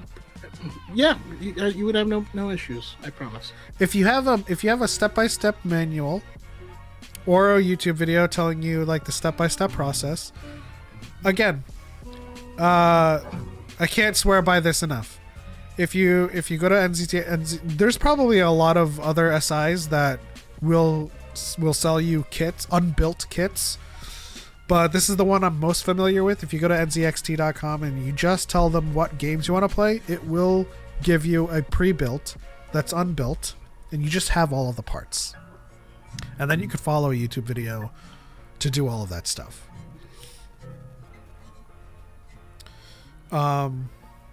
64 gigs of RAM is a lot. 16 is fine for most use cases. Yeah, I mean, it all depends on your workload, you know. But you don't see how many windows I have open right now. No, I'm kidding. Well, I have a bunch of windows open right now. I'm also streaming. I also have 3 upstreams going at the same time. I would pay for multi-stream, or not multi-stream, restream, but I don't want to pay for that. So I'm using ATEM multi-stream to stream 3 times. Now, of course, like, you know, you have these people with stream machines that is a dedicated box for streaming, and that's fine. But I don't stream it. I don't stream every day. But this is us like going into the weeds of like PC building, obviously. So Stu, if you really do want to play today's games, and eventually, like, because PlayStation games will eventually come out on PC, and Xbox games come out on PC, so like, yeah, I think if you're concerned about just being able to play all those games, you can definitely build a PC around $500-$600 that can play these games. And then again, you can always just get a used PS5 and just plug and play. You know, I have a PS5 and a PC, so I have all my bases covered. Most Xbox games come to Game Pass now. Also, they haven't really done much that I've been like super impressed with separately, but you don't have to go into the woods, start with a budget build, and work your way up. That's also another thing. You can splurge with your CPU and your motherboard for the sake of like future proofing. Make sure that your RAM is like DDR5 and up, and your CPU supports all of that. And then just get like a, what are we up to? 4070, 5070, or 5060? You can get like a super. And just get like a budget GPU, and it would still work. It also depends on if you want to play this stuff at 4K. And to that, I don't really need to. Like my monitors are only 1440p. yeah, so I don't have 4K monitors, so I'm cool. I've always been weak on the monitor side. I don't know. But what am I rocking right now? I have a Ryzen 9. Yeah. I have a 3070. I have a Ryzen 9. Yeah, I went to 7900X.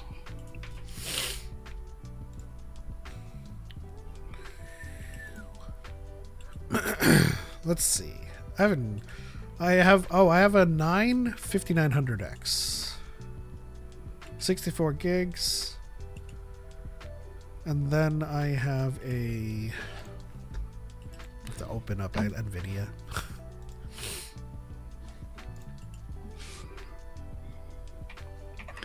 Yeah, I don't remember what I bought. I remember I think I went higher than I needed to.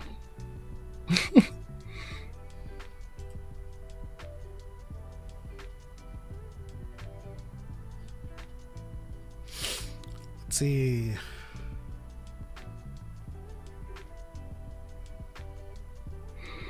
Yeah, I have a RTX 4070 Ti. I don't know. I can see my graphics cards. All I can see though is RTX. Hold on. I think I have a 3070. But you know what? I might be due for a new monitor. I don't know why my chat's weren't sending. I'd love help with all of this. Yeah, I mean we're down to help as well, for sure. In all honesty, we'll help you with the build and building, but the easiest way to go is definitely getting a build your own kit, because then that would just kind of like bypass the need to research and to make sure you have parts that are compatible with each other. And that way you could just tell the system what games you want to play. Yeah.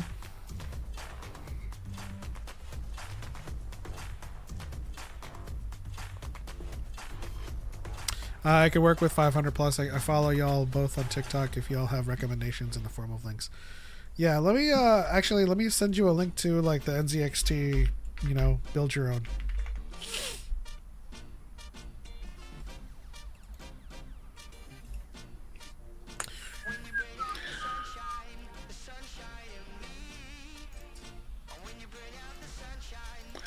Oh, the other thing I didn't mention is, so there's like a Marvel fighting game that they were showing that just looks really cool. I'm excited for it. Now, unfortunately, I'm not ready to invest into a fighting game aside from Street Fighter right now. Although I am intrigued by the League of Legends one.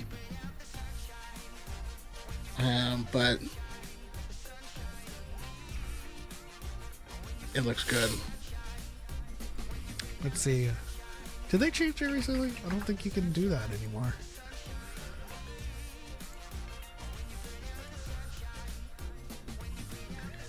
Where is... I'm pulling something up for it.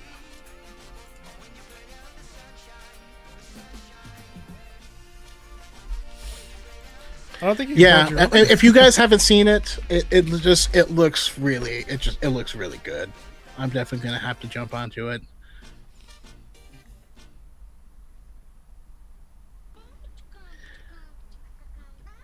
But I will say the coolest thing for me, at least, about PC gaming has been just being able to go back to older games, upscale the graphics, and still play them.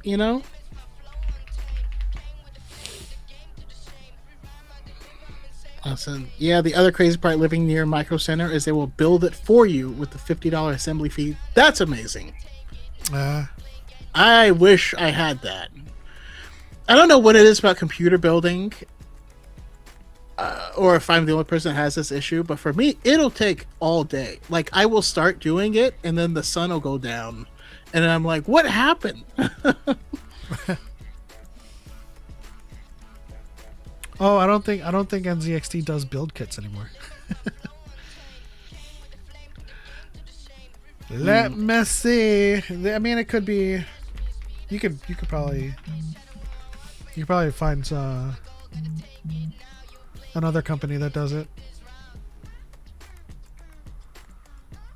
Let's see.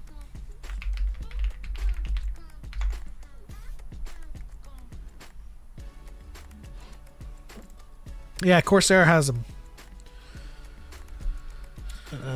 Let's see here.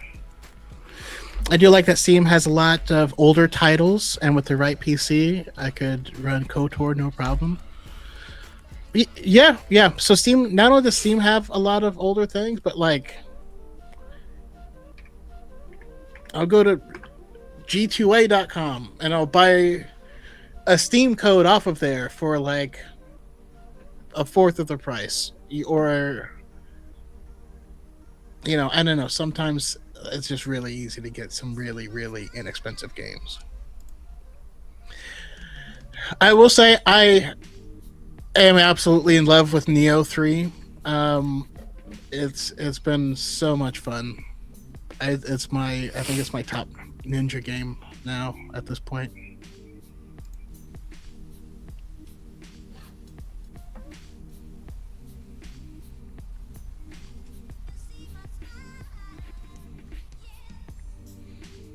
You can run KOTOR on smartphones, on a smartphone. Yes, I will say though that the Android port was terrible.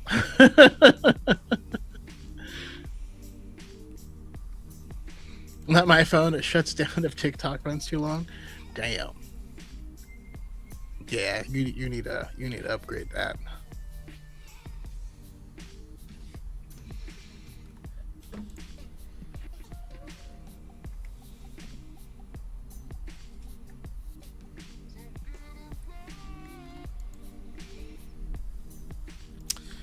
There's this company as well. But if you, I think that's actually a really good thing. If you can go to Micro Center and have them build it for you, that'd be really cool too.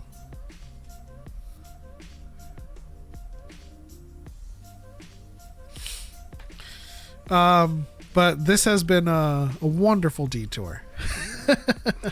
Yeah, welcome to Computers on the Force. Sounds like a problem that can wait for a tax return. That's a good way to look at it. Anyway, we'll always be around to help you out. You could also join the Discord and kind of like, leave your questions in the Discord as well and ask for help there. DYADintheForce.com/Discord. And we'll help you out. But let's move on to Mandalorian really quickly. We've stuck to Mixer for a long time, so our main segment is: are you guys excited for this? I was like, didn't we talk about it already? Wait, what? Yeah, I mean, is there anything to talk about with Mandalorian and Grogu? I know this is like the season of Mando.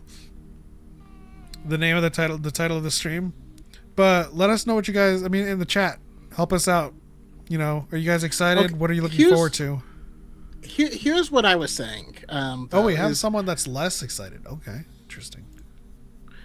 Which is fine. For most of the time, I was getting less and less and less excited for it because I didn't see anything that looked that special. Even like the design didn't look special or unique or anything like that. It just looked like the show. Like it's just more show. Yeah. But then for me, that's actually when it kind of clicked, right? Because the show would be so much better if we had longer episodes. You know what I mean? Like if we have like certain little detours that are just, it's like a video game side quest. But like if we could have one that's like a video game dungeon, ooh. That might be good. I hope that this is its own singular narrative that uses its time wisely, that it understands that it can take this time to develop all of the characters that are going to be in this side adventure, and that this is not like a backdoor pilot to anything else, that it exists for itself. And I think that'll make it really good. For me, there's a lot of episodes, specifically in season 1 of The Mandalorian, that were good. They were really good. But they could have used a little bit more in terms of, our character development, or in terms of, in season 1, they were still kind of getting the visuals correct with the volume. And so if you could do it again, but have it be longer, and you could have more time with it, and more focus on the writing and the story and the acting, the character, and a higher budget, I think that could be gangbusters. You know what I mean? Yeah. I mean, case in point, there's some dangling threads that are left out there for Din to explore that can use more development, like Omera, the woman that he met on Sorgan. There's some real kind of like romantic interest vibes happening there. She was taking care of Grogu and stuff. So like, you can expand on those characters. There's also like the whole. I feel like there's an opportunity for them. Obviously Mandalorian and Grogu isn't going to be this, but I feel like a lot of people are itching for a Mandalorian movie, like movie about Mandalorians. Do you know what I mean? Not necessarily about Bo-Katan, but about the Mandalorians and where they are, how they're getting on after the Purge, and /or a movie about the Mandalorians before the prequels. Let's expand the Star Wars landscape and explore different verticals. Because we need some Mandalorian lore. We need Mandalore. Let's see here. I'm just hoping they actually do something worthwhile. The show just started feeling like a perpetual fetch quest. It did, especially before Grogu figured out, like, you know what I mean? Like, season 1, season 2, it was all about returning Grogu to the Jedi. Wait, was that? Yeah, it was season 2 finale that, like, Luke. Season 2 finale was giving him Grogu to the Jedi, yeah. Season 1 was all about getting this child to the Empire, and then season 2 was getting this child to the Jedi, and then season 3 was making this child become a Mandalorian. And so this next chapter is going to be a new status quo, right? We're going to have a new show loop that I think is going to mimic the first season a bit more. But yeah, I think if they use the time properly, but as someone said in the chat, this could end up just being a backdoor pilot for the Heir to the Empire movie, and I think that would be bad. That would make me sad. Yeah, because then that means, like, we don't have any resolution, right? Yeah, and it's kind of how I feel about season 2, because I actually think season 2 was better quality, but it was less focused and more interested in setting up other things. So, like, that's why I go back and forth on it, because I do think they came into their own on style and writing, but I think it. Archive Redacted said, I enjoyed season 3 the most, actually, of the show, because of how much it included other Mandalorians. I mean, I loved season 3 too, because I'm a huge fan of Bo-Katan. I'm a huge fan of Mandalorians. I'm a huge fan of expanding that lore and exploring Mandalore, right? Because, like, that whole arc where they were traveling underground and going to the living waters and reading the plaque of Mandalore the Ultimate. Oh wait, no. The Great. Mandalore the Great. And then happening upon survivors of the Purge there as well, like, that was an interesting story in and of itself, outside of, like, Din's journey.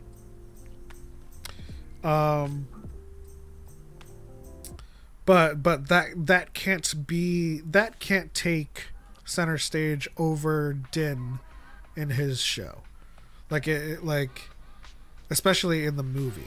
Like, I think that this movie can be the connective tissue to Heir to the Empire, but it cannot be the backdoor pilot. You know what I'm saying? Like Yeah, it needs to be its own thing that leads to a different thing, not the first half of a thing. exactly. Yeah. And I agree, but I also need this to kind of mimic Bad Batch season 3, you know, in kind of the way that Omega largely existed as a burden to them at the very beginning, and then towards the end she was an asset and just a member of the team.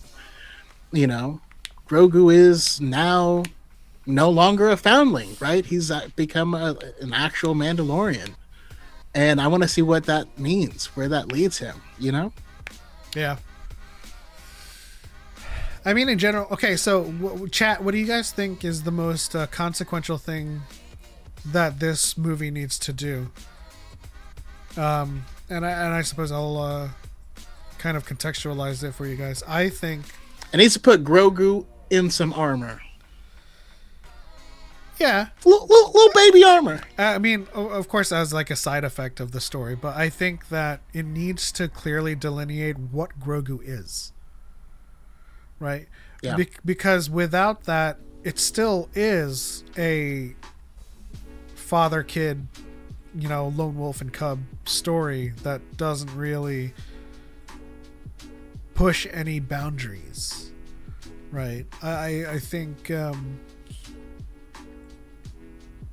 me personally, I think Grogu needs a lightsaber, but it needs to be detached from Luke's Jedi Academy, right? Because we're also setting up a pseudo status quo that there might be people out there that are Force users that are not Jedi. I, on the other hand, don't want him to have a lightsaber. I do, because I want him to have like a small I want him to have like a freaking chopstick lightsaber. Listen, I can see him just with a little blaster being like this, like fastest gun in the West type of character. But I also, this might be my proclivities in the fantasy genre. I also want him to have like little dual knives. Two little dual knives, and he's like, you know? You know, it'd be awesome if he kind of mirrored Tar Vizsla in some way and created his own lightsaber. That is not, you know, Yoda's saber. It's not the dark saber, but it's like he makes his own saber that's symbolic in the same way that Tar Vizsla's was to the Mandalorians, that it symbolized leadership. But it symbolizes his journey in the Force and his journey as a Mandalorian. You know what? I mean, I do, in that sense. My, I guess, writer's brain would have something where we did find the mythosaur, and he did confront the mythosaur, and he's supposed to you know, kill it, but because he's connected to it through the Force, he wouldn't dare.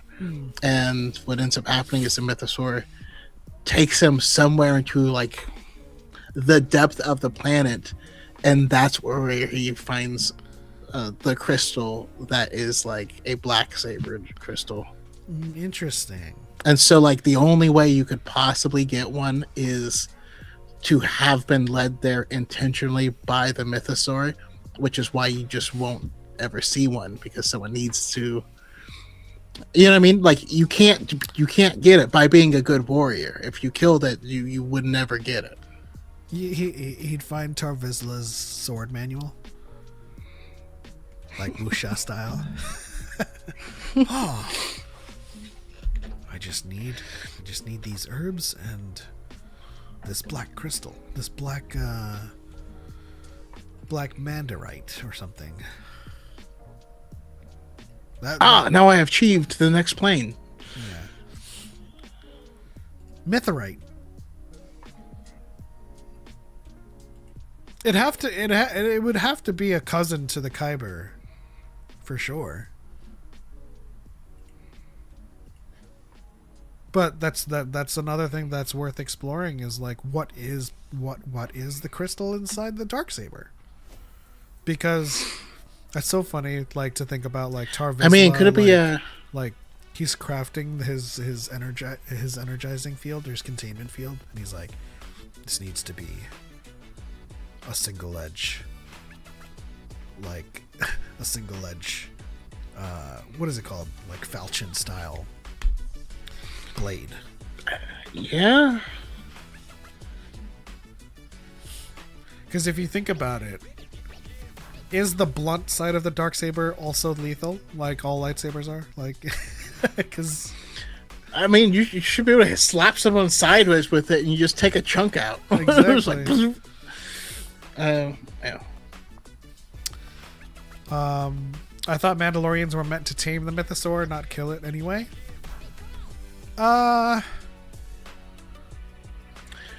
There's varying degrees of lore around it, because I suppose in like the original like Legends lore, there was a whole bunch of mythosaur on the planet, and I think they were part of the hunt. I mean, you don't really get the skull as it from from the training from taming it, but either way, in my mind, what I want to happen is for that to exist, you have to achieve. I want it to be you could only be there if you achieved a high enough level as both a Mandalorian and with your usage of the Force, right? And that's why you don't see anyone else with it. They would have to be achieved levels in both, right?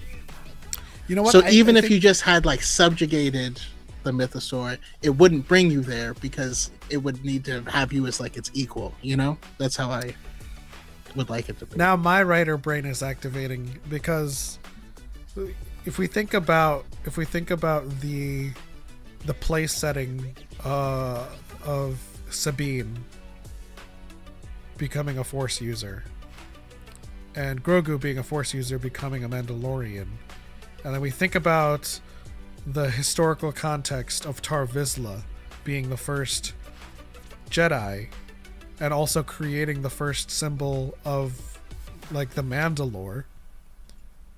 I feel like throughout history, as like the traditions and culture gets kind of skewed or taken askew,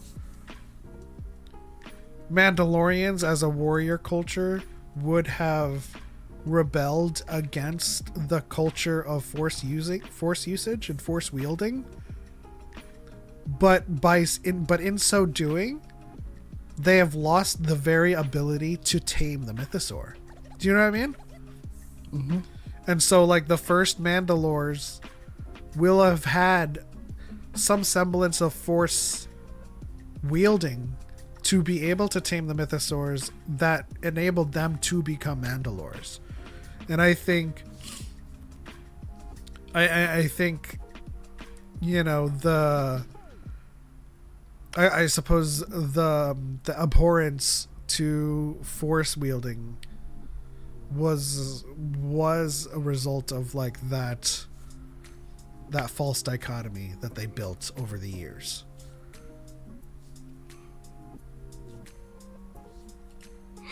Okay, I can see that. Vin Diesel. I am Grogu. I also think that a lot of their combat implements, even though it is historically explained as them trying to find ways to fight the Jedi without the Force, I think throughout the millennia, just like how I just explained, Mandalorians lost their touch with the Force, and that was them compensating as well. Are you saying that the Mandalorians are the original Yuuzhan Vong?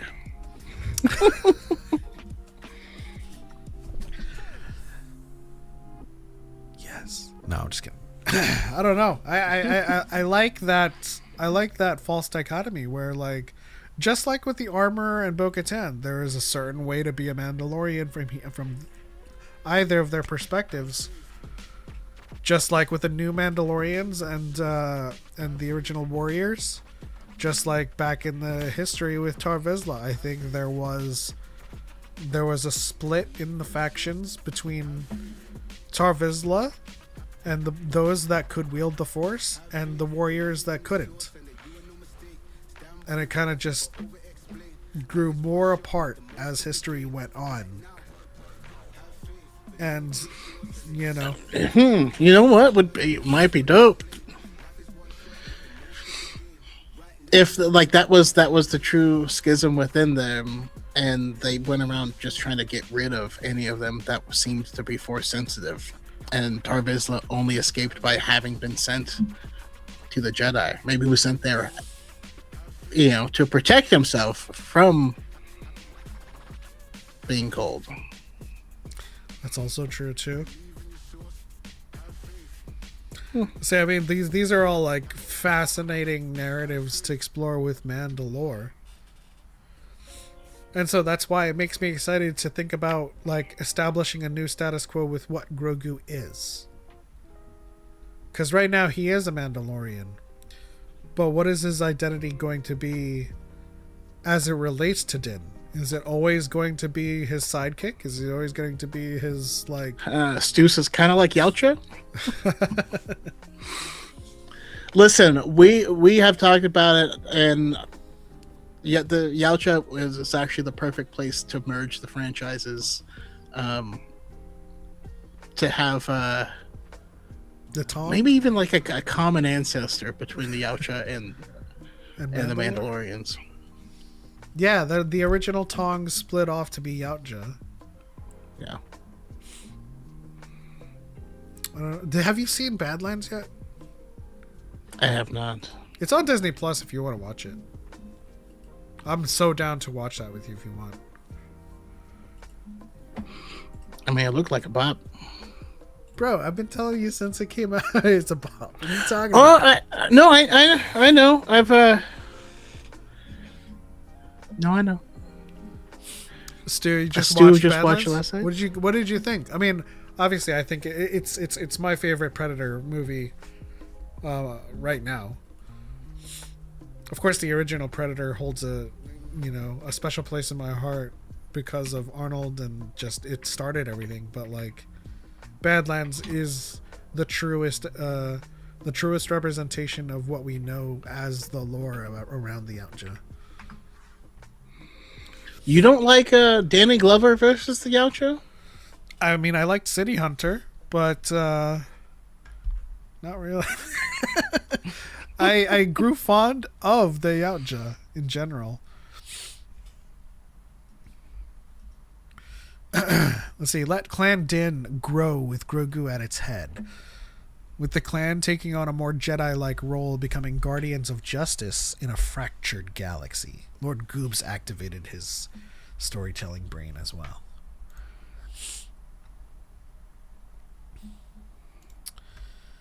Okay. The only Predator movie I watched, I'm pretty sure, is Prey.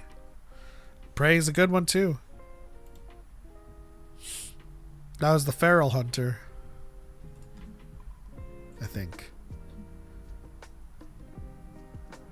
Well, I'm watching it tonight thanks to you telling me that. Yeah, man. I thought Prey was the woke hunter. If you have time tonight, let's watch Badlands. I need an excuse to watch it again. No, I do want to watch it, but I've also been working on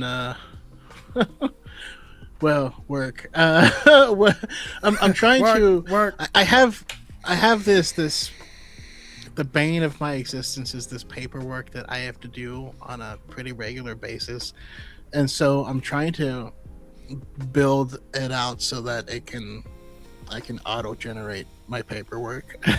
Oh yeah, just kind of like a workflow. Yeah, nothing crazy, just like a mail merge, but I want to have it to be capable of generating. It's like 5 different forms. God, what I do at work, it's so antiquated and I'm like entering the same exact data from this and there and there and there and there, and they want us to do it by hand, and I'm like, no, I'm not doing that, first of all. And then so I'm just like, you know what, I'm just gonna have these just pre-generate, and there'll be no issues and no errors and no nothing. It sounds like you need like a an Excel version where you enter all of the most pertinent information about it, and it just populates the cells to in other forms with the just like yeah, no, that's exactly what I'm doing. So like I have my master, and then I have all of the forms as my additional sheets with all of what they will be, and then I'm going through the forms, and so I can write down what all the cells are, so I can just plug all of that in and then have it mail merge and automatically generate the PDFs through Word. That's dope. That's dope. All right, let's move on to our bonus, because we spent a lot of time on a mixer, and that's okay because chat. A lot of time. We should. All right. I was hoping to be out around 7:30. We'll make the most of it. Chat, are you guys ready for some games? I do have this trivia card thing that we can do. Yeah, we can give that a shot. It's not something that you can do back to me because you need to have a deck. Yeah, but what we can do is pit me against chat. So my eyes are closed. You read the question, chat answers, and then I get a chance to answer, and we'll see who. So this game is centered around like rapid fire. So like each card has like a bunch of questions. Ah, okay. So Well, I suppose we could do like a 2-minute timer, and we'll see if the chat gets them. We'll work out the finer details in future episodes, but for now, I suppose we can work with a 2-minute timer, and you guys can play against Choco, and we'll try to ask as many questions as possible within 2 minutes, and you can always say pass, and we'll go from there. You ready? So in this round, I'm answering it. Yes. Okay. All right, I will start the timer after I read the first question. Let me pull from like the middle.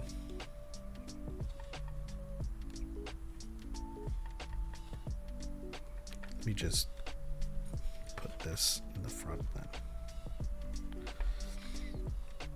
All right, let's go. 3. Oh, I was gonna say, you know what else I could do is I could mute your audio to me here, listen to your audio on YouTube, and type my answers, so I'm in the same with chat.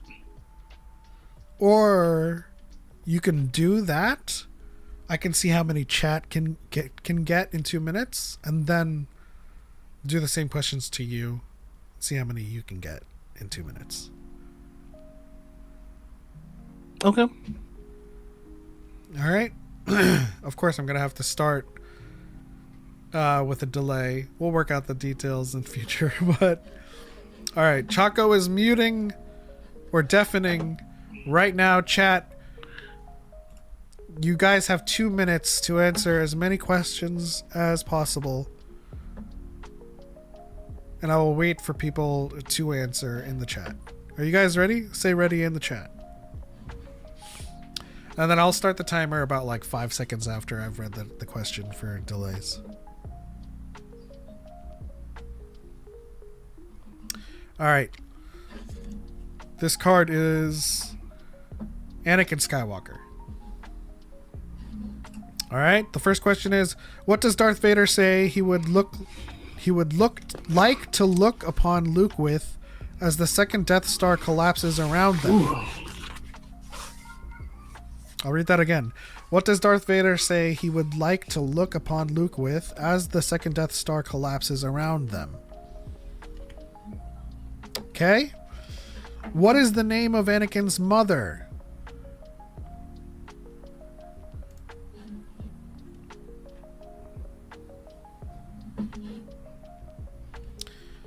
What is Obi-Wan Kenobi's final promise to Qui-Gon Jinn?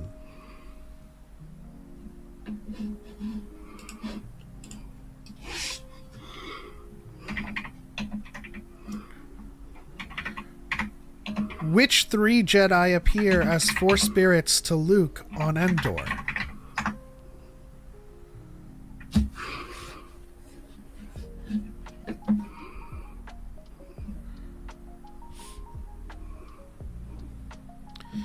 On which planet does Qui-Gon Jinn first meet Anakin Skywalker?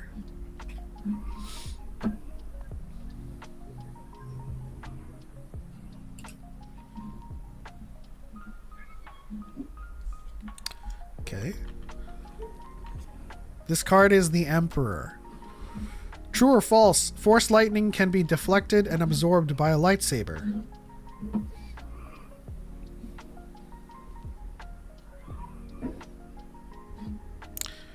Where does the Emperor send Lord Vader from the Death Star to wait for Luke Skywalker?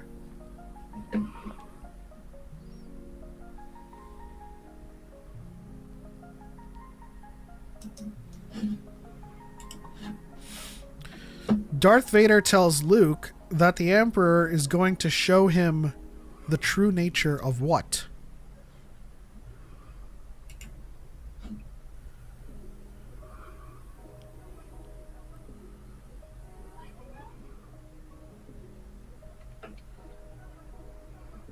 What does Obi-Wan tell Luke could be made to serve the Emperor? Luke's power, Luke's strength, or Luke's feelings? Okay. That's time. Chat got 9 correct.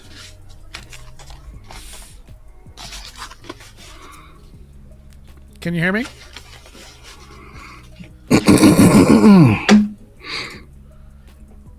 Okay, I unmuted. Yeah. Can you hear me? I can hear you. All right, so chat got 9 correct. Okay? I'm gonna ask you the same questions now. And am I switching over to the YouTube's audio? No, just mine. Okay. Are you ready? Okay. Let's do it. What does Darth Vader say he would like to look upon Luke with as the second Death Star collapses around them? With my true eyes. What is the name of Anakin's mother? Shmi Skywalker. What is Obi-Wan Kenobi's final promise to Qui-Gon Jinn? I will train the boy. Which 3 Jedi appear as Force spirits to Luke on Endor? Yoda, Obi-Wan, and Anakin. On which planet does Qui-Gon Jinn first meet Anakin Skywalker? Tatooine. True or false? Force lightning can be deflected and absorbed by a lightsaber. True. Where does the Emperor send Lord Vader from the Death Star to wait for Luke Skywalker? The Force Moon. Darth Vader tells Luke that the Emperor is going to show him the true nature of what? The dark side. What does Obi-Wan tell Luke could be made to serve the Emperor? Luke's power, Luke's strength, Luke's feelings. Luke's power. Who defeats the Emperor inside the second Death Star? Vader. Which grotesque creature lives in the pit of Carcoon? The Wampa, the Sarlacc, the Sarlacc. Borgullet. Who frees Lando from the grip of a Leia. Sarlacc tentacle? Oh, Lando. Who frees Wait. Lando? Who frees Lando? Han, sorry. What does Luke Skywalker give to Jabba the Hutt as a token These of his two goodwill? droids. Who owns the Ubrikian luxury sail barge, the Katana?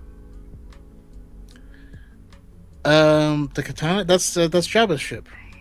What does R2-D2 hide whilst working on Jabba's... Okay, that's time. Lightsaber.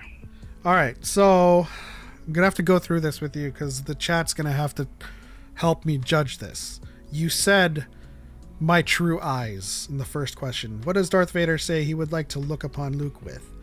The answer is his own My eyes. real eyes. My own eyes. Damn it! Chuck, I don't chat, is that correct? Are we giving that to Choco? No. No. What is the name of Anakin's mother? You got that. That was Shmi. What is Obi-Wan Kenobi's final promise to Qui-Gon Jinn? You said the quote, but it's to train Anakin Skywalker. Yeah. So I suppose, chat, we're giving him He that. promised right? I will train the boy. All right, so that's 2. Which 3 Jedi appear? You got that correct. 3. On which planet does Qui-Gon Jinn first meet Anakin Skywalker? You got that right, so that's 4. True or false? Force lightning can be deflected. You said true. That's correct. That's 5. Where does the Emperor send Lord Vader from the Death Star to wait for Luke? You said the Forest Moon. Chat said Endor. The answer is the Sanctuary Moon. And I suppose we're going off of the quote here. So, I will say technically I'm the only one who's right. you said Because he didn't send him Forest to Moon. Endor. He sent him to the Forest Moon, which is also known as the Sanctuary Moon. But they're the What are we same doing? place. Everyone, the chat said Endor, the Forest Moon. So I suppose okay, I'll give you you guys this. So 6. Darth Vader tells Luke that the Emperor is going to show him the true nature of, you said, the dark side. The answer is the Force. Yeah, I knew that. So that was incorrect. The chat got that correct. What does Obi-Wan tell Luke could be made to serve the Emperor?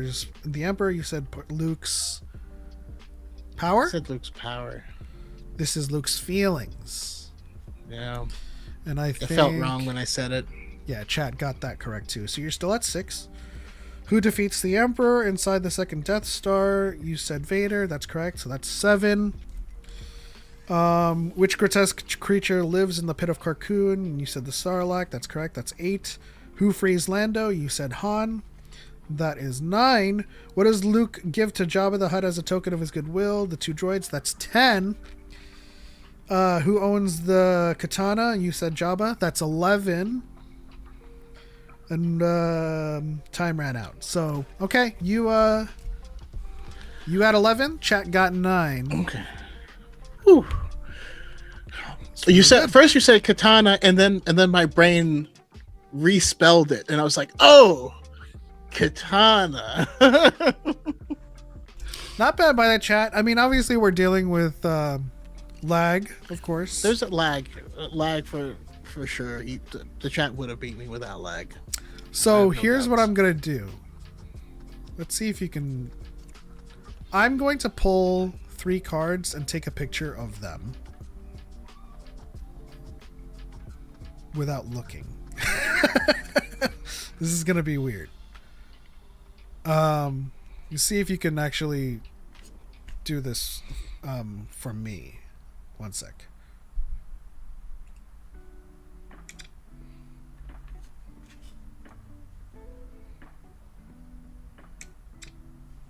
Hopefully you can read these.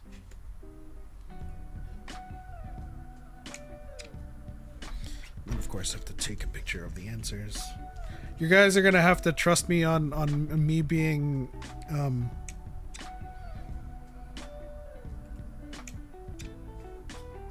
honest with this, because I really want to compete too. Okay.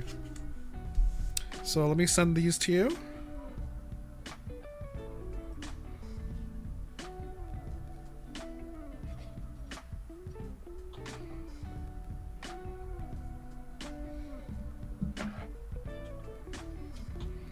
Then these. Can you read all of that?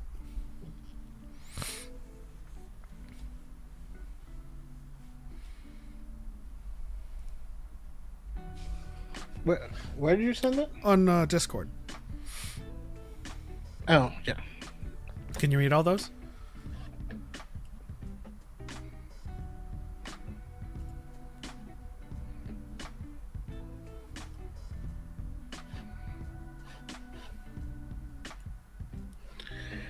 Yes. Okay. I'm gonna defend myself. When you want me to put up the timer, just give me the thumbs up. Okay? And then of course count how many of the chat can get right. All right, let me 1 second. Yeah.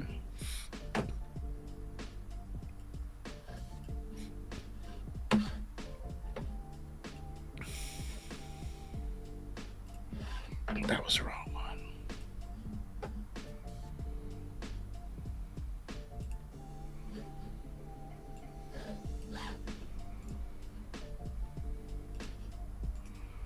Is chat ready for this? You guys are going against me this time.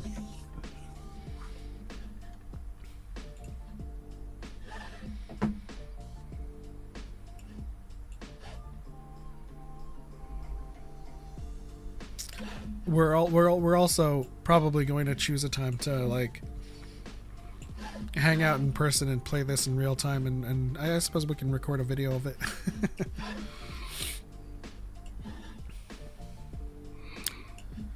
Are you ready for me to deafen? Yep. So I asked the first question and then you start time, right? Yeah, you're just gonna give me a so. Essentially for the chat, what I did was read the first question, and then like after 5 seconds I started the timer for the delay. So yeah, just do that and then give me a thumbs up when to start the timer. Okay? All right, let me pull the stream back up.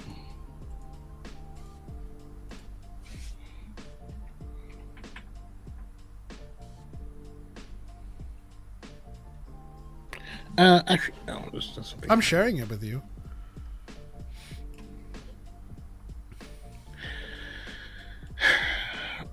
Oh, all right. You mean the chat? Go ahead. Right? Okay. All right. Thumbs up when to start the timer.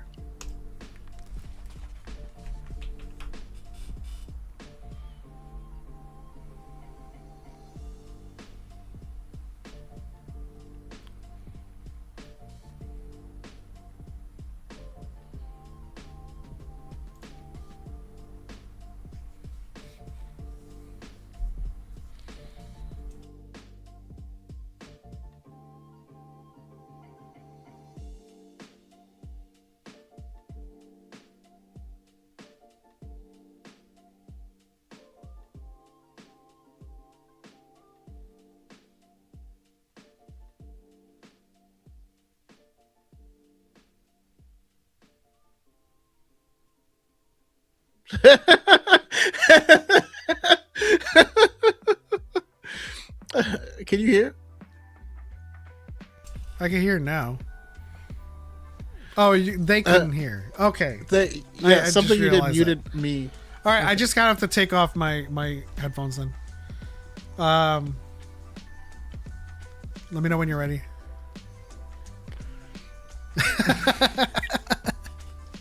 All right. Go ahead and take them off. All right, chat. Your first question is, which bounty hunter finds Han Solo on Cloud City?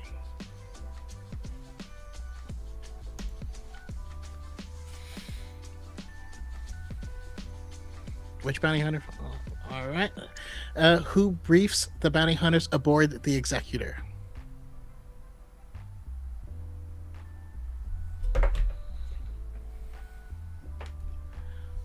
Who briefs? All right. What kind of jetpack does Boba Fett use? A, Z6, B, Z9, C, Z41.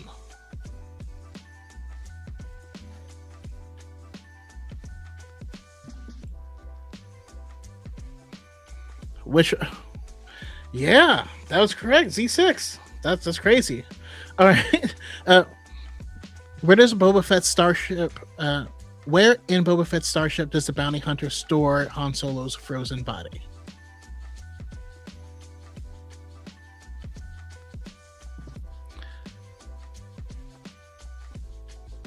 Where in Boba Fett's starship? Okay, cargo hold. Perfect. Why does Darth Vader place Han Solo in the carbon freezing chamber?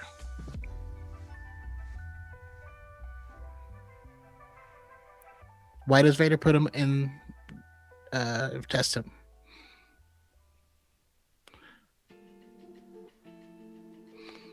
Let's wait for Luke to test it for Luke. Perfect. Correct. All right. Next card is, who says we would be honored if you would join us to Han Solo, Princess Leia, and Chewbacca in the Cloud City?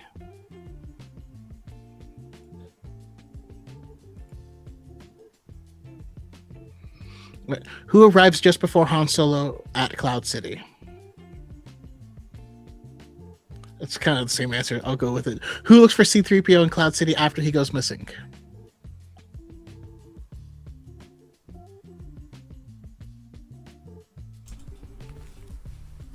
Okay, that's time.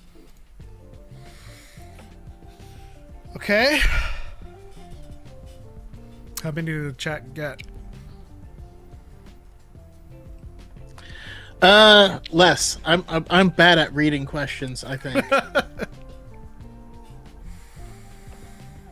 Well, I mean, you're bad at reading questions is going to apply to me as well.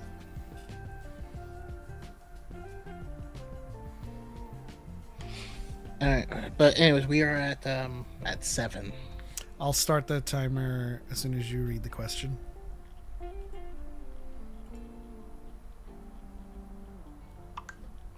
And I closed the first card. All right, let me go back to it. Good job, chat.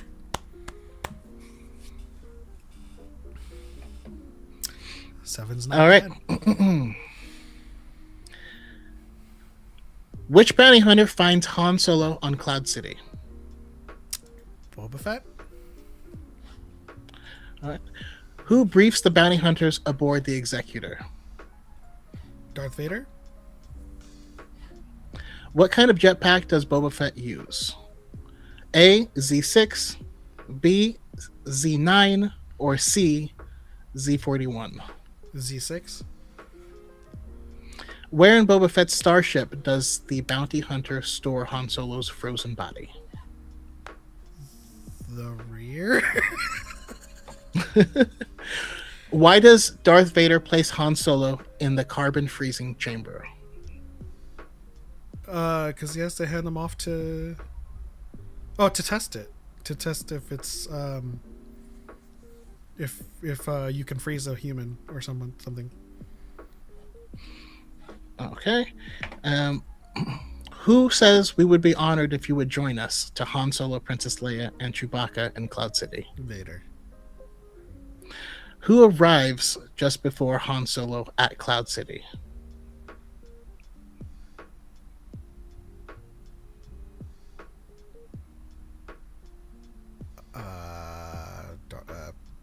Darth Vader. Who looks for C-3PO in Cloud City after he goes missing? Chewie. What does Princess Leia warn and say to Luke when he sees her captured by stormtroopers in Cloud City? It's a trap. Where is Luke when he senses that Leia, Han, and Chewie are in danger? Dagobah. What color squadron does Lando Calrissian lead in the Battle of Endor? Golden. Gold. Who commands the home Time's one? up. This time. All right, what's the verdict on that one?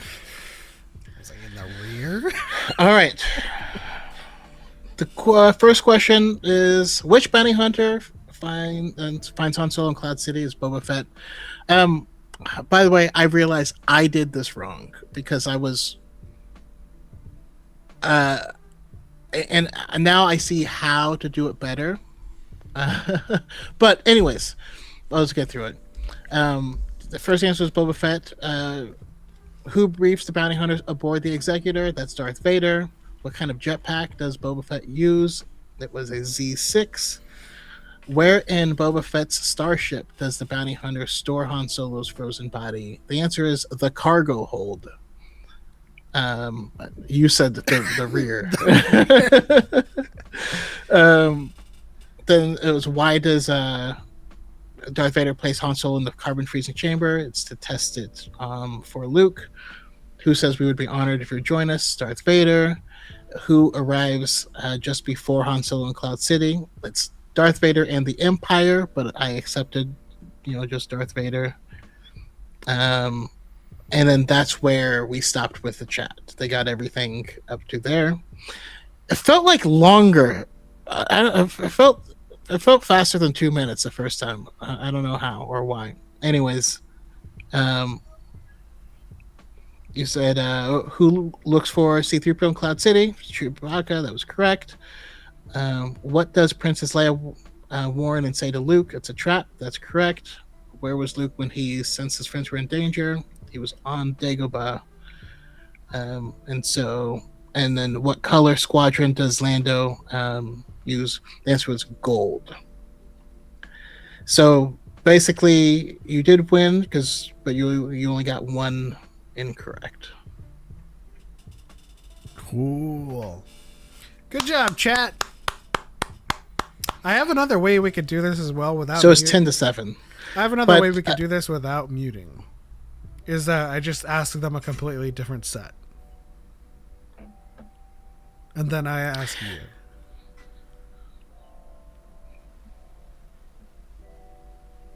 Unless we want to wrap up this episode with just a round of the pyramid game. Do you guys want to play the pyramid game? Yeah, let's wrap it with one round of that. We can. This will be a cool game to play in person, where that we can time each other and just kind of rapid fire each other. Well, what I'm thinking is that we could, next time we do this game, the only thing that is timed is actually nothing even timed. Just do a set of 3 cards. Yeah, set of 3 cards, and you just read the questions at the same cadence, and then so everyone has the exact same amount of time, and then we can look back and see if anyone got it correct or if anyone got it wrong, and that would kind of negate that. Okay, yeah. What's the pyramid game? The pyramid game is it's a secret password game essentially. The both of us are going to take turns describing a word from Star Wars, and chat has to guess that word. And so I think we did sets of 20, right? I do have my words.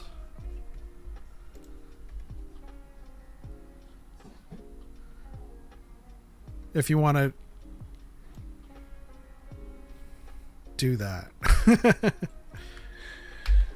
Yeah, I mean, either that or I can, I no longer have mine from the randomizer. I can randomize 2 sets for you. One for me, one for you. Is that, would you like to do that? Yeah. All right. So I'll just give you a randomized. Now there's gonna be numbers because I numbered my list, but it's okay. I'll give you this set of 20, and then I will work off of the next 20.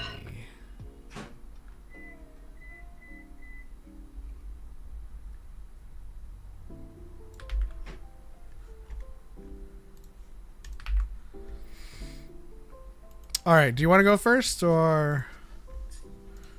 Sure. I gotta head out. Whoops. I gotta head out, y'all. It was great seeing y'all again. Definitely message me about the PC builds. Thanks for the help and entertainment. Best wishes. May the force be with you. Yeah, the force be with you. And also with you, Stu. Thank you for rocking with us. All right, so this is our final round of bonus games. Choco's going to go first. Of course, I'm going to give him a 2-minute timer as usual. Chat, he's going to describe things, and you're going to have to, guess the word he's describing. So, like, if the secret password is Yoda, he's going to say small guy, green ears, and then you have to guess. Yep. But we can't do any rhymes with, we can't do any spelled, like, we can't say any part of the word. And of course, for the sake of the lag, I'll give it 10 seconds and then I'll start the timer. So as soon as you're finished describing the first word, I will start the timer 10 seconds after. All right. You guys ready in the chat? Can you say yes? Let me know when we're ready to go.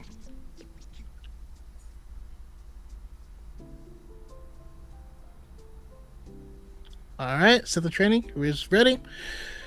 We'll do it. Ready, leader standing by. All right. The original trilogy is the Rebels versus the... Well, I'll start the timer when I see the first answer. All right.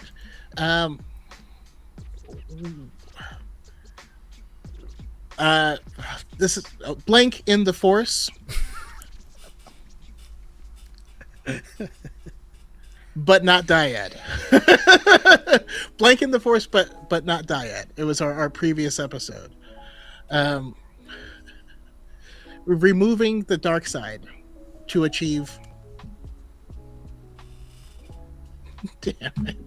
All right, Sith got it.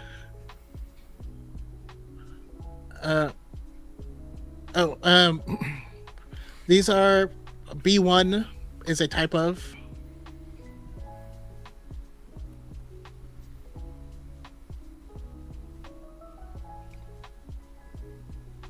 All right, this is the Marshal of the Starlight Beacon. Ooh.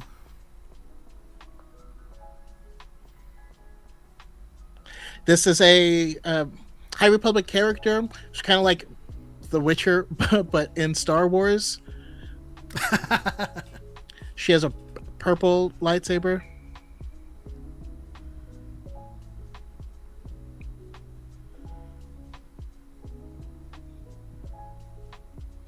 Yes. Main character of Rebels, the young one, learning to be a Jedi.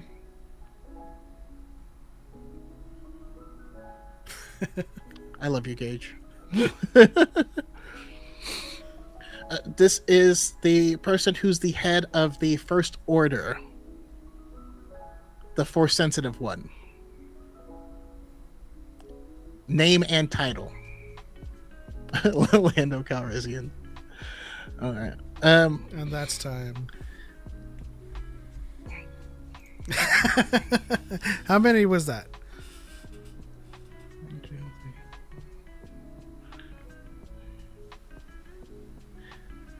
That was 7. 7, not bad. Okay. All right, chat. There was one that I skipped. I literally didn't see it. I did not see that one at all. That's funny. You guys ready for the next for my round? Help me beat Choco. All right, that's 7. Yeah, he's gonna beat it because my brain sucks.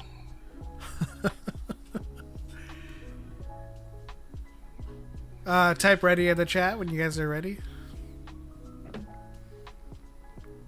I'll start the timer at 5 seconds. Or, just so that it's fair, you count and then give me the thumbs up. All right. All right.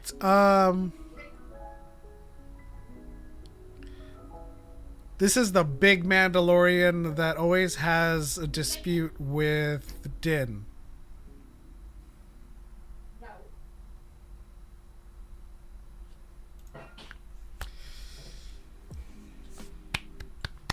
All right.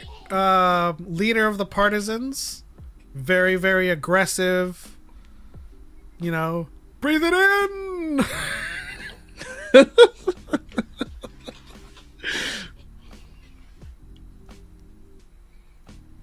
Okay, this is oh my gosh, I forgot what this is.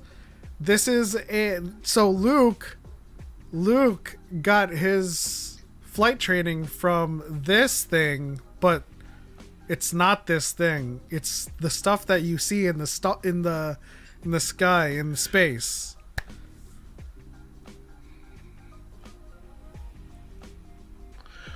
I have no idea what that is. Okay, you guys are close, but it's not that. But it is a. But it's not the. It's not the sky. I can say it because it's not part of the word. It's not the sky, but it is. Yes, love you, Gage. Father to Boba. I can't say the other one, but Father to Boba, full name.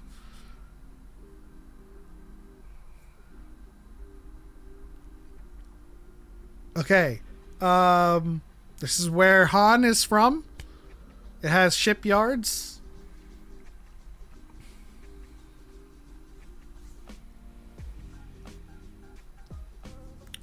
This is where clones were made. You can find it south of the Rishi Maze.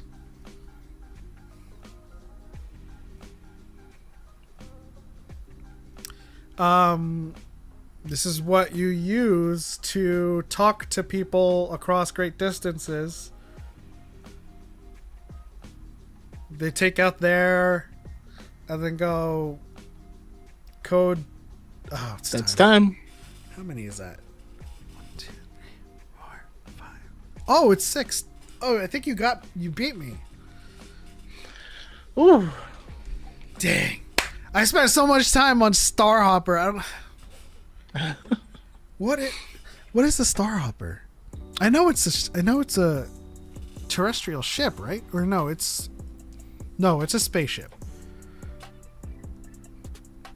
I was like, it's the sky. It's not sky. Jesus. Good job overall, guys. I know that I spent a lot of time trying to describe the Starhopper. I totally forgot, in what context is that ship even in Star Wars? What is the Starhopper? Look that up. Where's the Starhopper? The Starhopper is Oh, it is? Yeah. It's what the Hutts have in High Republic Adventures. Dang. Okay. If I had got that a little bit sooner, we could have got Comlink because everybody was saying Comlink. Not bad. Good job, everybody. Proving once again that the DYAD community knows their stuff. I think you guys would have gotten a lot more with the trivia cards, time permitting. So definitely a good idea the next time around if we just kind of do a set of cards, read those questions, and just give you guys all the time in the world to answer and get them right. It's also the one the pad ones are on. Oh, okay. I was looking for creative ways to get there. I think I was creative. It's not Sky. No, but that it's works. this. Yeah. For some reason, I was trying to stay away from saying Skyhopper, but I was like, wait, I can say Sky. Okay. Thank you guys so much for tuning in and for rocking with us. You guys did great with these games again. We're going to be playing these games every week. You know, we're going to go through a set of these cards. We might even play them in person one day. And then, of course, we'll definitely rein in our mixer segments so that we can have some more time to play these games. It took a little bit of a turn, but, you know, it was still fun. Additionally, we will... because I also really like the variety of games. So if you guys have any additional games that you think would be cool for us to try or any ideas, let us know. Absolutely. But of course, like, we're not going to say sorry for being derailed in the mixer because, as always, this show is centered around you guys, and whatever you guys want to talk about, we're going to talk about. We're going to have those conversations. But yeah, once again, thank you guys so much for hanging out. I hope you guys have a wonderful, wonderful weekend and the rest of your Friday. Choco, any final thoughts? No, I think that's it. Except for this strip sabak next time. Phineas says, thanks for the stream. Have a good weekend. Valentine's Day, everyone. That's it. On to the next one. For Light and for Life. We are all the Dyad. And this was a filler episode.